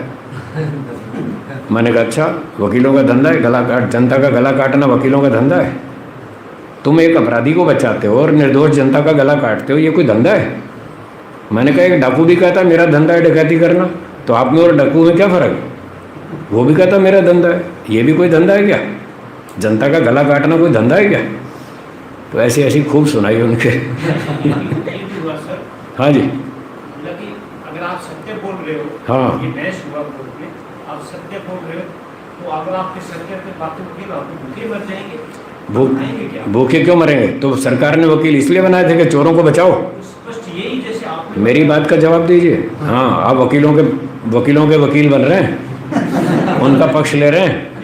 उनका पक्ष नहीं ले रहा। जो भी आप पक्ष उठा रहे हैं, मेरे सवाल का जवाब देना पड़ेगा आपको। आप जितने सवाल उठाएंगे मैं जवाब दूंगा, और मैं जितने उठाऊंगा आपको उत्तर देने पड़ेंगे। ऐसे होती है बातचीत। मेरा सवाल सुनिए। सरकार ने जो वकील पैदा किए, जो ये प्रोफेशन बनाया है कि वकील बन सकते हैं, वो कानूनी तौर पर सही है। तो सरकार का उद्देश्य क्या था वकील बनाने का? निर्दोष की रक्षा करना या अपराधियों की रक्षा करना? अब बोलती बंद हो गई नहीं, अब नहीं बोलेंगे। निर्दोष की रक्षा करना सर है तो वो तो चोर को बचा रहे हैं, निर्दोष को कहाँ बचा रहे हैं? वो तो डाकुओं की रक्षा कर रहे हैं। ने सत्यता प्रस्तुत किया कि सत्यता होनी चाहिए, बिल्कुल सत्य होनी चाहिए। जब एक अपराधी स्वीकार कर रहा है मैं 302 करके आया हूँ, मुझे बचाओ, तो उसको बचाना ठीक है क्या? नहीं बचाना चाहिए। तो मैं वही तो मैं कह रहा हूँ, आपने मेरी बात मान ली। यही तो निगरान है। आपने जो सत्यता करी, सत्य है सर, इसको ऐसा फैसला होना चाहिए। बोला नहीं, अगर आपकी बात को सत्य से मानेंगे तो हम खाएंगे क्या? निर्दोष को बचाओ, खूब खाना मिलेगा। हम चुप रहेंगे, अपने आप जुबान को चुप करेंगे। निर्दोष को बचाओ, आपको खूब खाना मिलेगा। ये बहस। हाँ, दोषी को बचाओगे तो दंड मिलेगा। यहाँ कोर्ट से आप बच गए, ठीक है। ईश्वर की कोर्ट में नहीं बचोगे। ईश्वर आपको कुत्ता बनाएगा, सांप बनाएगा, सुअर बनाएगा, बिल्ली बनाएगा, घोड़ा बनाएगा, हाथी बनाएगा, बंदर बनाएगा। ईश्वर नहीं छोड़ेगा। अगर आप डाकुओं की रक्षा करेंगे, अपराधियों को बचाएंगे, ईश्वर नहीं छोड़ेगा। आपने सर बिल्कुल ठीक जवाब दिया। हाँ। सत्यता के लिए बिल्कुल आपने, मैं इसके समर्थन करता हूँ। ठीक है, सही बात है। ठीक है। लेकिन जब सवाल जवाब हुए और फाइनल में निकला तो ये यहाँ पर सत्यता प्रस्तुत नहीं होगी। बोला भाई ये न्यायालय यहाँ तो अगर ऐसा रहेगा तो हम लोग को रोजी रोटी आपको मिल रहा है, दे रहा है गवर्नमेंट, हमको कौन देगा? हमको इन्हीं में से करना है उल्टे पुल्टे काम। ये यहाँ पर फाइनल। अब दो बातें। पहले तो आप कानून के विरुद्ध जा रहे हैं। जो वकील कहता मुझे तो उल्टे पुल्टे करने हैं क्योंकि पेट भरना है। पेट भरना इसलिए मैं उल्टा पुल्टा करूँगा। अब हम किसकी बात को किसको? सुनिए मेरी बात समझिए।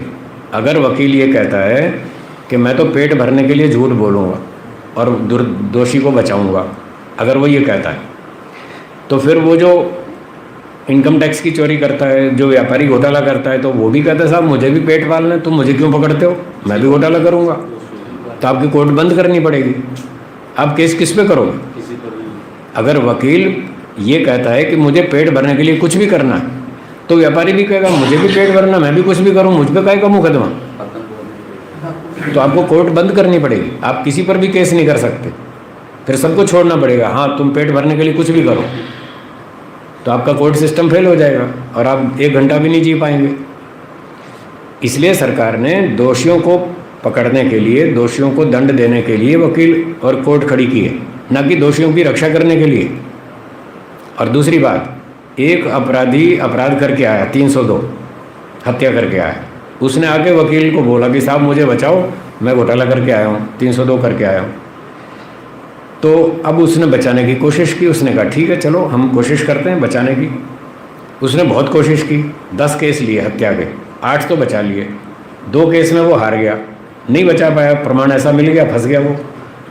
तो 2 केस जब वकील हार गया तो ये कोर्ट में सिद्ध हो गया कि ये व्यक्ति अपराधी है। तो उस अपराधी को सिद्ध होने पर क्या कोर्ट ने उम्र कैद की सज़ा दी या नहीं दी? जो हत्यारा सिद्ध हो गया उसको कोर्ट ने सज़ा दी या नहीं दी? दी ना। और जो वो वकील था जो उसके लिए पक्ष में बोल रहा था कि साहब ये निर्दोष है, इसको फंसाया जा रहा है, मतलब वो भी उसके साथ जुड़ा हुआ है। तो जो अपराधी को जब सज़ा हुई 14 साल, तो 2 साल वकील को भी जेल होनी चाहिए। अपराधी का साथी भी अपराधी होता है। तो 2 साल अगर वकील को जेल होने लग जाए तो मैं दावा करता हूँ फटाफट अपराध बंद हो जाएगा। अपराध बंद हो जाएगा। अपराध को बढ़ावा देने वाले ये वकील हैं। ये उन अपराधियों से बड़े अपराधी हैं जो उन अपराधियों की रक्षा करते हैं। ये सारे वकील जो है ये सारे देश के दुश्मन हैं, ये देश के हितकारी नहीं है। यही तो उनको बचा रहे हैं अपराधियों को। अगर ये पकड़वा के जेल में डालें तो अपराधी सारे जेल में और प्रजा सुख से जिएगी। इसलिए मैंने कहा कि ये निर्णयालय है, और यदि आप यहाँ निर्णय करते रहेंगे और न्याय नहीं करेंगे तो फिर आपका न्याय ईश्वर करेगा और आपको अगले जन्म में सुअर कुत्ता गधा बनाएगा, हाथी बंदर बनाएगा। तो दादरी चरखी दादरी आप जानते हैं हरियाणा में, तो एक बार मुझे वहाँ की कोर्ट में ले गए, वहाँ भी मैंने ये कर्म फल सुना दिया कि भगवान आपको सुअर कुत्ता गधा बनाएगा। मैं तो खुले हम बोलता हूँ, डरता नहीं किसी से, क्योंकि मेरे पास सत्य है तो मैं सत्य बोलता हूँ। तो वहाँ पर मैंने उनको वकीलों को 50 वकील थे तो उनको सुना दिया कि भगवान आपको अगर आप झूठ बोलेंगे और दुष्टों को बचाएंगे और सज्जनों को पिटवाएंगे तो ईश्वर आपको कुत्ता गधा सांप बिच्छू बनाएगा। आपको कोई शंका हो तो पूछिए। तो एक वकील साहब पूछने लगे कि गुरुजी अगर आप ये ठीक कह रहे हैं, अगर आपकी बात सच है तो हमें लगता है हम अगले जन्म में मनुष्य नहीं बनेंगे। उसने कहा कि अगर आपकी बात ठीक है जो आप बता रहे हैं तो हमें ऐसा लगता है कि हम अगली बार मनुष्य नहीं बन पाएंगे। मैंने कहा बिल्कुल ठीक समझ रहे हैं, ऐसे ही होगा। तो बोले गुरुजी कोई रास्ता बताओ, इंसान बनने का कोई तरीका बताओ, वरना अब तक तो इतने पाप कर लिए कि सुअर गधे ही बनेंगे। तो मैंने कहा 2 ऑप्शन है, अगर आप आगे मनुष्य बनना चाहते हैं और पशु पक्षी बनने से बचना चाहते हैं तो 2 ऑप्शन देता हूँ, 2 विकल्प हैं। या तो ये वकालत का धंधा छोड़ दो, झूठ बोलना बंद करो, कोई लकड़ी बेचो, कपड़ा बेचो, स्टेशनरी बेचो, मकान बेचो, ज़मीन बेचो, कोई और धंधा करो ईमानदारी वाला जिसमें झूठ ना बोलना पड़े। और या फिर यही करना हो तो फिर सच्चाई के केस लो, नकली केस बंद करो, दुष्टों को बचाओ मत, आप सज्जनों की रक्षा करो, देखो आपको ईश्वर इनाम देगा, फिर आगे मनुष्य बनाएगा। तो सरकार ने वकील इसलिए नहीं बनाए थे कि दुष्टों की रक्षा करें, इस काम के लिए नहीं बनाए। और वकील लोग ये काम करते हैं इसलिए वो अपराधी हैं और उनको दंड मिलेगा। ऐसी मेरी बहुत जगह टक्कर होती है। सोनीपत की कोर्ट में गया, वहाँ भी ऐसा ही हुआ। चरखी दादरी में गया कोर्ट में, और यहाँ आपके रोहतक में गया, करनाल में गया, चंडीगढ़ हाई कोर्ट में गया, वहाँ 400 वकील बैठे थे हाई कोर्ट में चंडीगढ़ में, और 250 तो अपना खाना खा रहे थे, 150 लोग मेरी बात सुन रहे थे। तो उन्होंने मेरे से बातचीत की, चर्चा की, शंका समाधान की, पौना घंटा लगभग घंटा चर्चा चली। बड़े खुश हो गए, उनको खूब समझ में आई बात। तो इस तरह से न्याय दर्शन हमको बहुत अच्छी बात सिखाता है, न्याय से बात करना सिखाता है, अपराधों से बचाता है, सत्य की खोज करना सिखाता है, सत्याचरण की प्रेरणा देता है कि अच्छे काम करो, सत्य को जानो, आपका ये जन्म भी अच्छा और अगला भी अच्छा, और ऐसे आप पुरुषार्थ करते करते मोक्ष तक पहुंच जाएंगे। आप बोलिए साहब। तो आपने मेरी बात का जवाब दे दिया है। दे दिया। बाकी ये है कि इतना जरूर करना चाहूँगा कि मेरे साथ कई बार ऐसा हुआ है जी कि आगे वाला झगड़ा कर रहा है, झूठ बोल रहा है, टोटली मैं ठीक बोल रहा हूँ। आपने कहा कि होशियार भी रहो, होशियार भी हूँ, प्रमाण भी दे रहा हूँ, लेकिन जब वो बात नहीं बढ़ी तो पंचायती बीच में आ गई। ठीक है, तीसरा पक्ष आ गया। ठीक है, ठीक है, उन जजों को भी खूब पता है ये झूठ बोल रहा है, ठीक है, और वो उसी के हक में फैसला देते हैं। ठीक है। और कुछ जो साथ में बैठे थे उनको भी पता है ये झूठ बोल रहे हैं। एक दो ने ऑब्जेक्शन भी किया, लेकिन उन्होंने फिर भी उसके हक में ही फैसला दिया। आखिर में मैंने बाद में उनसे पूछा, मैंने कहा तुम्हें ये पता था ये झूठ बोल रहे हैं, फिर भी तुमने ऐसा क्यों किया? तो कहता है भाई ऐसा वो रो कर रहा था, मर गया, तेरे पास दिक्कत है इसलिए ऊपर दे दिया। मतलब न्यायाधीश ने न्याय नहीं किया, नहीं किया ना, तो उस न्यायाधीश को भी दंड मिलेगा। उसको अन्याय करने के लिए नहीं बिठाया गया, उसको न्याय करने के लिए बिठाया। रोता है तो रोता रहे, ईश्वर तो सुअर बनाता है, तब आदमी रोता है तो रोने दो। ईश्वर को लिहाज थोड़ी करता है, वो तो सुअर बनाएगा, सांप बनाएगा, बिच्छू बनाएगा, वो लिहाज नहीं करता है। न्याय में किसी का लिहाज नहीं होता है। आपको न्याय की सीट पर बिठाया, आपको इतनी बड़ी जिम्मेदारी दी है, देश के रक्षक हैं आप, देश के राजा हैं, तो आपको न्याय की सीट पर बिठाया, आपको न्याय करना। किसी के गिड़गिड़ाने पे उस पर ऐसे लिहाज नहीं करना। अगर इतनी दया आती है तो ये सीट छोड़ दो, कोई दूसरा काम करो। हाँ, यहाँ बैठे तो जो जिम्मेदारी है वो पूरी करनी पड़ेगी। उसके लिए कसाब के लिए भी वो क्षमा याचिका लगाई। गलत, गलत। अपराधी पे काहे की दया? उसने इतने लोग मार दिए पिस्तौल से, वहाँ बम फोड़ा और आदमी मार दिया, आग लगा दी, तब तुम्हारी दया कहाँ गई थी? तब तुम्हारा न्याय कहाँ गया था? वो बेचारे इंसान नहीं थे जिनको मारा? कसाब ने जिनको मारा क्या वो मनुष्य नहीं थे? क्या उनके परिवार के लोग जीवित नहीं रहना चाहते थे? क्या वो नहीं चाहते थे हमारा आदमी जीवित रहे? जब तुमने उस पर दया नहीं की तो न्याय तुम पर दया क्यों करेगा? तो ये फालतू के अपराधी के पक्ष में दया करना गलत। वहाँ पूरा न्याय करना चाहिए, उसको दंड देना चाहिए, कठोर दंड देना चाहिए। वेदों में लिखा है दंड के बिना कोई सुधरता नहीं है, ये हमेशा याद रखें। वेदों का सिद्धांत है, मनुस्मृति का सिद्धांत है, सब शास्त्रों में लिखा है। मनुस्मृति में तो एक सीधा सीधा श्लोक ही लिखा है जिसमें ये वाक्य हैं, ये शब्द हैं सीधे सीधे कि दंड के बिना कोई सुधरता ही नहीं। वही मैं हिंदी में बोलता हूँ, उन्होंने संस्कृत में बोला। तो इसलिए दंड व्यवस्था होनी चाहिए, कठोर होनी चाहिए, और कठोर दंड से ही व्यक्ति सुधरता है, थोड़े दंड में सुधरता नहीं। अब आप यहाँ पर नियम बना दो कि हेलमेट पहन के चलना है, और जो हेलमेट नहीं पहनेगा उसको 20 रुपये फाइन। बताओ कौन पहनेगा हेलमेट? ले भाई 20 रुपये, जान छूटी। और लगाओ 2000 रुपये फाइन। जो हेलमेट नहीं पहनेगा 2000 रुपये, 5000 रुपये फाइन। देखो फटाफट सब पहनेंगे। अभी गुजरात में कैमरे लग गए 4 रास्ते पे, चौराहे पर, वहाँ कैमरे लग गए। जो भी कानून तोड़ेगा, लाल बत्ती क्रॉस करेगा, हेलमेट नहीं पहनेगा, सीट बेल्ट नहीं लगाएगा, उसको फाइन। वहाँ कैमरे लग गए, लोग सीधे हो गए, फटाफट बेल्ट लगाने लग गए और टोपा पहनने लग गए, हेलमेट। दंड मिलना शुरू हो गया ना। तो दंड के बिना कोई सुधरता नहीं है, इसलिए दंड व्यवस्था होनी चाहिए, कड़क होनी चाहिए। ईश्वर ने इतने लाखों प्राणी बना रखे हैं, उसका दंड देख लो। ये ईश्वर ने लाखों तरह के जीव जंतु बनाए, ये निर्दोष व्यक्तियों को बनाया या अपराधियों को? ईश्वर ने कोई लिहाज किया किसी का? फिर उसको पता है दंड के बिना सुधरेंगे नहीं, इसलिए वो दंड देता रहता है। और लोग कहते हैं अच्छा तुम दंड दोगे, हम घोटाले फिर भी करेंगे। तो ईश्वर कहता है ठीक है, तुम 1,00,000 बार घोटाले करो, मैं 1,00,000 बार दंड दूंगा, देखें कौन हारेगा। बोलो जी, कौन हारेगा? ईश्वर क्षमा नहीं करता ना, बिल्कुल नहीं करता। और ये मैं सुबह चर्चा चल रही थी, आपके लिए प्रश्न छोड़ रहा है। क्या क्या प्रश्न? माफ करता है? हाँ, किसने कहा माफ कर? माफ दयानंद है? स्वामी दयानंद। क्या लिखा है? निकालो निकालो। चलो एक काम करते हैं, रात को करेंगे, रात को समय देंगे आपको शंका समाधान। अब जरा पाठ कर लें। तो ये जल्प की बात चल रही थी, ठीक है जी। अब तीसरा सूत्र देखिए, वितंडा। तीसरा स्टाइल है वितंडा। बोलिए, स प्रतिपक्ष स्थापना हीनो वितंडा। अब ये तीसरा आ गया वितंडा। स का मतलब वह, जल्प। हाँ, पीछे अनुवृत्ति जल्प की है। स माने वह कौन? जल्प। स प्रतिपक्ष स्थापना हीनो, वो अपने पक्ष की स्थापना ही नहीं करेगा, बस इतना अंतर है। बाकी वो जल्प के सारे नियम इसमें आएंगे, जल्प के सारे नियम वितंडा में आएंगे। वही जल्प वितंडा बन जाएगा जब एक व्यक्ति, उन दो में से एक व्यक्ति अपने पक्ष की स्थापना नहीं करेगा। वाद में तो स्थापना की थी, दोनों ने की थी। जल्प में भी दोनों ने की थी अपने अपने पक्ष की स्थापना। पर वितंडा में एक व्यक्ति ऐसा होगा वो स्थापना ही नहीं करेगा और वो दूसरे पे सिर्फ हमला करता जाएगा। अच्छा, आप यदि ऐसा मानते हो तो इसका जवाब दो, आप यदि ऐसा मानते हो तो इसका उत्तर दो, इसका उत्तर दो, इसका उत्तर दो। हमला करता जाएगा और अपनी नहीं कहेगा मैं क्या मानता हूँ, अपनी बात कुछ नहीं।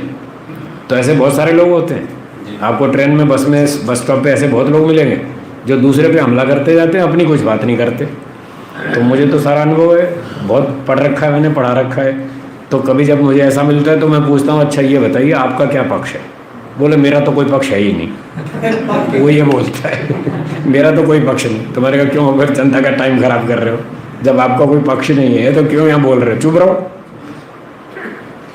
तो वो है वितंडा, जब व्यक्ति अपने पक्ष की स्थापना नहीं करता।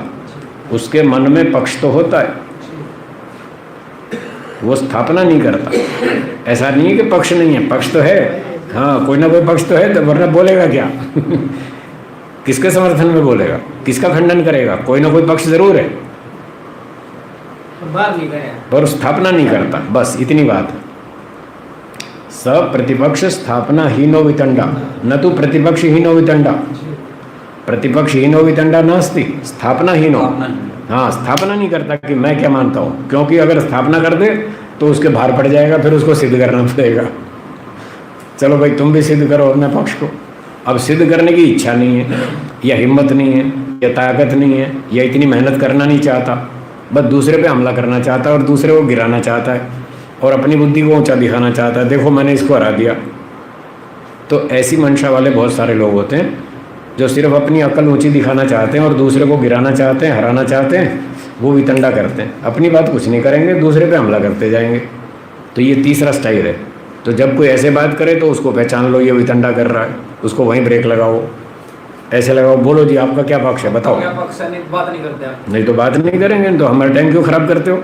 जब तुम्हारा कोई पक्ष ही नहीं है तो क्यों हमारा टाइम बर्बाद करते हो? जाओ यहाँ से। तो उसको इस तरह ब्रेक लगा देंगे। और अगर वो स्थापना कर दे कि मैं ये मानता हूँ तो वितंडा तो ख़त्म हो गया, फिर जल्प शुरू हो गया।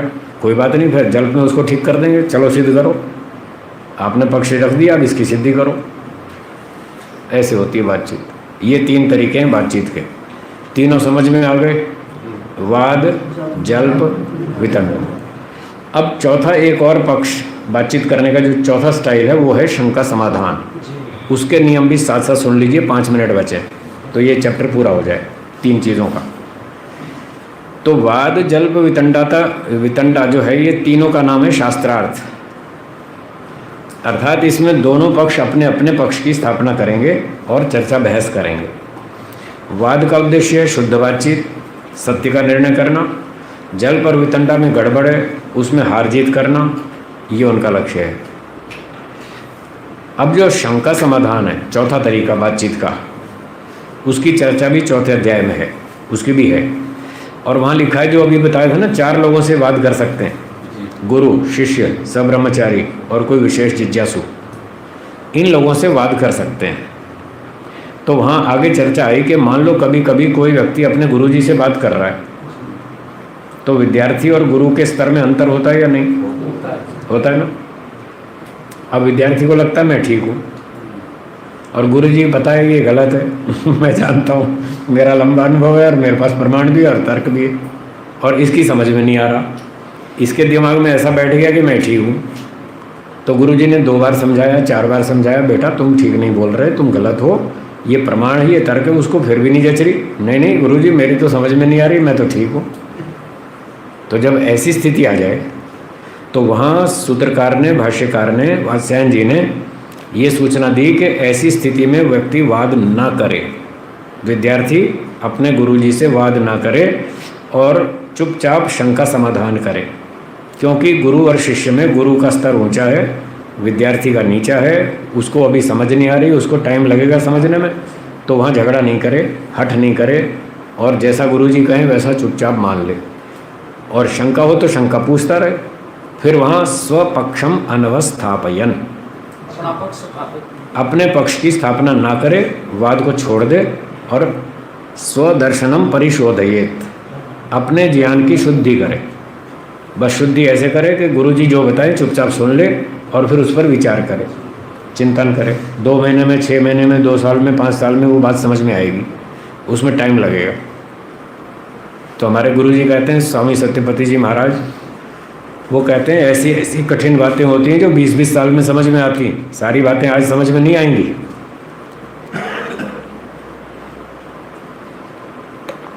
विद्यार्थी का स्तर कम है इसलिए उसको सारी बातें आज समझ में नहीं आएंगी। कोई बात 2 महीने में समझ आएगी, कोई 6 महीने में आएगी, कोई 2 साल में, कोई 5 साल में, कोई 20 साल में। ऐसी कठिन बातें होती हैं जो 20-20, 30-30 साल में समझ में आती हैं। और ऐसी भी कठिन होती हैं जो सारी ज़िंदगी भर समझ में नहीं आएगी, वो 4 जन्म के बाद समझ में आएंगी। ऐसी भी कठिन होती है। तो किसी दिन पूछा गुरुजी कि ऐसी कौन सी कठिन बात है किसी को 40 साल में समझ में आती है, 20 साल में भी नहीं आती, ऐसी कौन सी कठिन? तो गुरुजी ने उत्तर दिया, देखो मनुस्मृति में लिखा है, सम्मानात ब्राह्मणों नित्यम उद्विजेत विषादी हो, लिखा है ना। अवमानस्य चाकांक्षेत अमृतस्येव चाकांक्षेत अवमानस्य सर्वदा। तो महर्षि मनु ने लिखा है कि ब्राह्मण को सम्मान की इच्छा नहीं करनी चाहिए, बल्कि ऐसे डरना चाहिए जैसे व्यक्ति जहर से डरता है। जैसे जहर से डरता है ऐसे सम्मान से डरना चाहिए। और जैसे अमृत की इच्छा करता है, ऐसे अपमान की इच्छा करनी चाहिए। बोलो, समझ में आई? उल्टा हो जाता है जी। नहीं आई? सम्मान को तो विषय के तुल्य है हाँ, और अपमान को अमृत के समान। अब बताओ किसकी समझ में आती है? नहीं आती। दुनिया सम्मान के लिए मर रही है। लोग इसी बात पे झगड़ लेते हैं कि साहब हमारी संस्था का धन्यवाद नहीं किया है। हमारी संस्था के भी तो लोग आए थे कार्यक्रम में, हमने इतना सहयोग दिया, हमारा धन्यवाद भी नहीं बोला मंच पे, इसी बात पे झगड़ रहे हैं। तो ये सम्मान की इच्छा है ना, तभी तो झगड़ रहे हैं। और मनु जी कह रहे हैं कि सम्मान की इच्छा मत करो, अपमान की इच्छा करो। तो ये बात जल्दी से समझ में नहीं आती। इसको प्रैक्टिकल करने में 20, 30, 40 साल लग जाएंगे। तब जाके 40 साल मेहनत करो, योगाभ्यास करो, तब जाके समझ में आएगी कि सम्मान की इच्छा नहीं करनी चाहिए और अपमान की इच्छा करनी चाहिए। अपमान में चाह कहना करवाओ फिर अपना हैं? चाह कहना करवाना पड़ेगा। इसका अर्थ ये समझ लो, चलो करवाओ मत, कम से कम कोई कर दे तो दुखी मत हो। इच्छा का तो मतलब ये हो है। हाँ, मतलब वो, अब इसके 2 तरीके हैं। कोई व्यक्ति हमारा अपमान करेगा, कब करेगा? या तो हम कोई बदतमीजी करें तब करेगा, और या हमने बदतमीजी कुछ नहीं की, हम तो न्याय से चल रहे हैं, फिर भी कोई आरोप लगा रहा है। 2 तरीके हैं। तो पहला तरीका तो ठीक नहीं है, हम बदतमीजी करें और कोई हमारा अपमान करे, तो बदतमीजी करें वो योगाभ्यास में बाधक है, तो इसलिए ये तो करेंगे नहीं।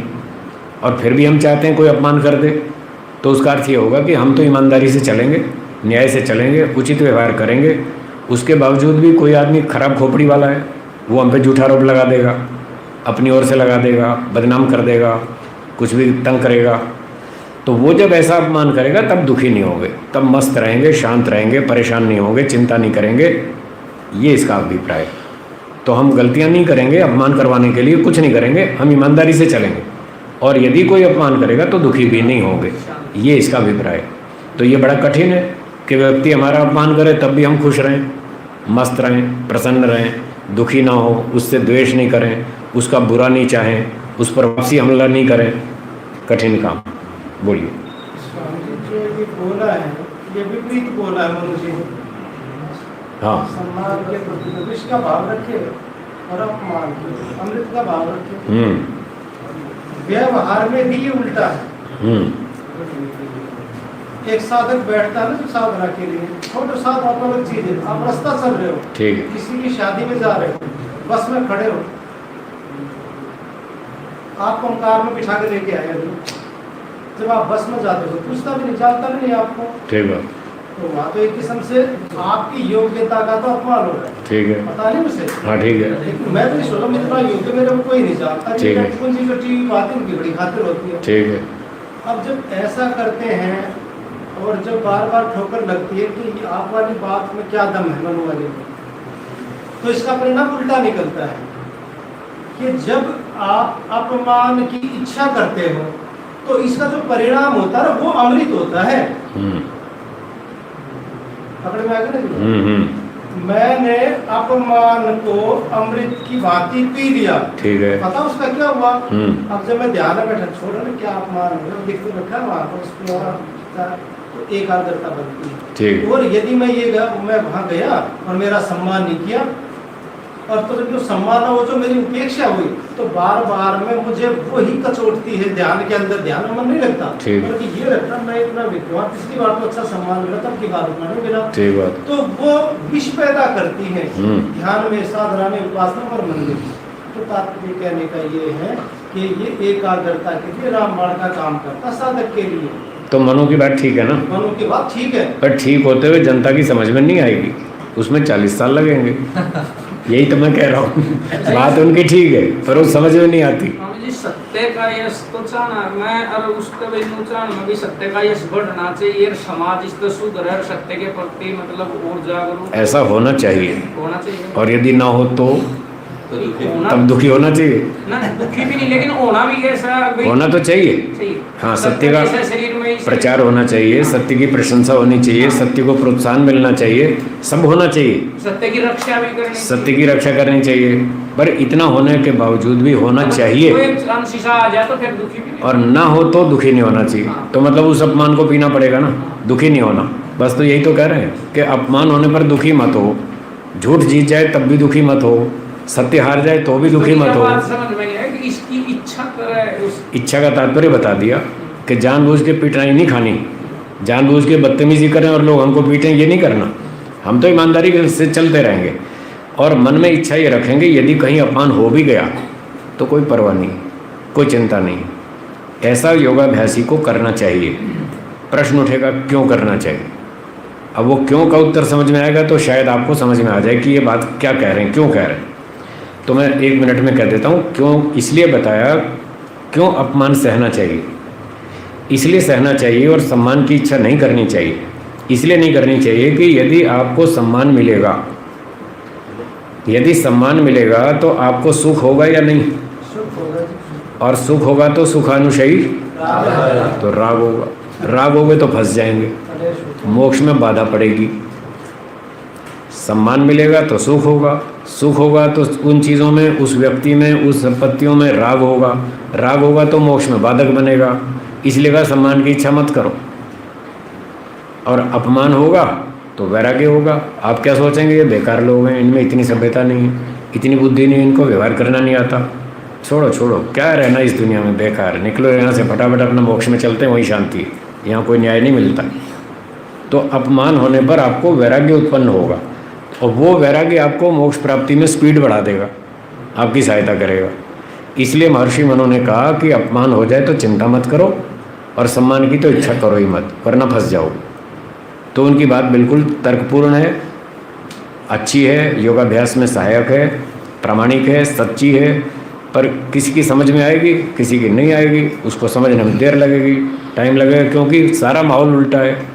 बचपन से बुढ़ापे तक यही सिखाया जाता है, सम्मान प्राप्त करो, सम्मान प्राप्त करो, हाँ, अपनी मूंछ ऊंची रखो। क्षत्रियों को तो यही सिखाया जाता है। तो इस तरह से वातावरण सारा उल्टा है और वो बात फिर समझ में नहीं आती, टाइम लगता है फिर समझ में। उसकी रक्षा होनी चाहिए, उसको इच्छा नहीं करनी चाहिए, दूसरा करे तो करे, क्या समझे?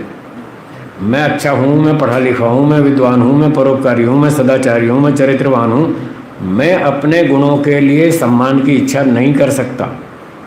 कोई दूसरा आके कर जाए तो कर जाए, मुझे उसकी परवाह नहीं है, मुझे इच्छा भी नहीं है, उसने कर दिया कर दिया, खुद नहीं चाहना, मैं नहीं चाहता। अगर मैं चाहूँगा तो फंसूंगा, मैं चाहूँगा तो राग होगा तो सुख मिलेगा, सुख मिलेगा, राग होगा तो फंस जाऊँगा, तो मेरी उन्नति रुक जाएगी। इसलिए मेरी इच्छा नहीं है। कोई कहता है साहब मुझे आपका सम्मान करना, मुझे बड़ी शांति मिलती है, मुझे बड़ी खुशी होती है जब मैं आपको फूलहार पहनाता हूँ, तो मैं कहता हूँ भैया ठीक है, तुम्हें अपनी खुशी के लिए पहनाओ तो पहना लो, मुझे तो कोई इच्छा नहीं है। तुमको खुशी होती है तो कर लो, मैं तुम्हारी खुशी के लिए फूलहार पहन लूँगा, मेरी खुशी के लिए नहीं, मुझे कोई इच्छा नहीं है।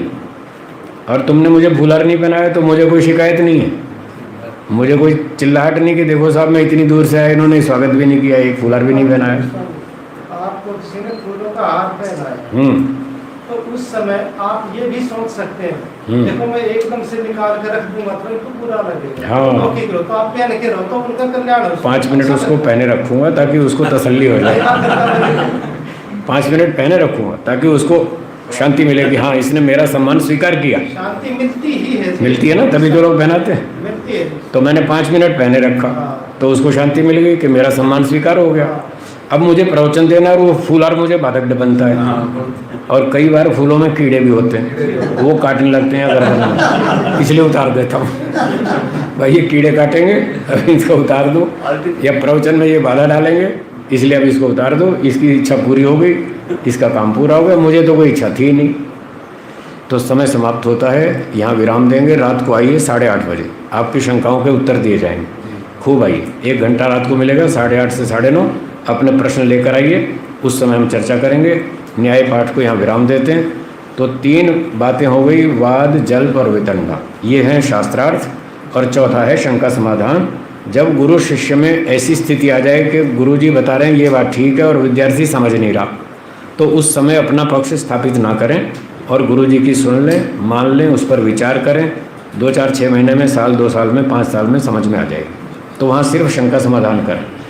शंका समाधान में आप ये नहीं कह सकते मैं ऐसा मानता हूँ, वहाँ ये नहीं कह सकते।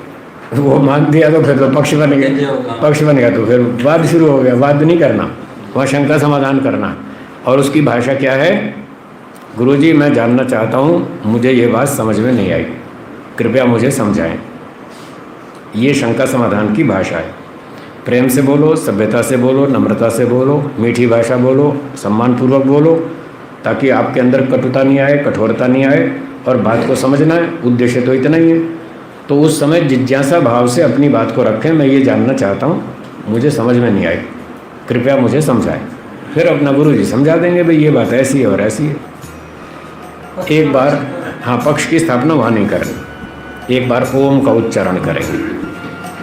ओम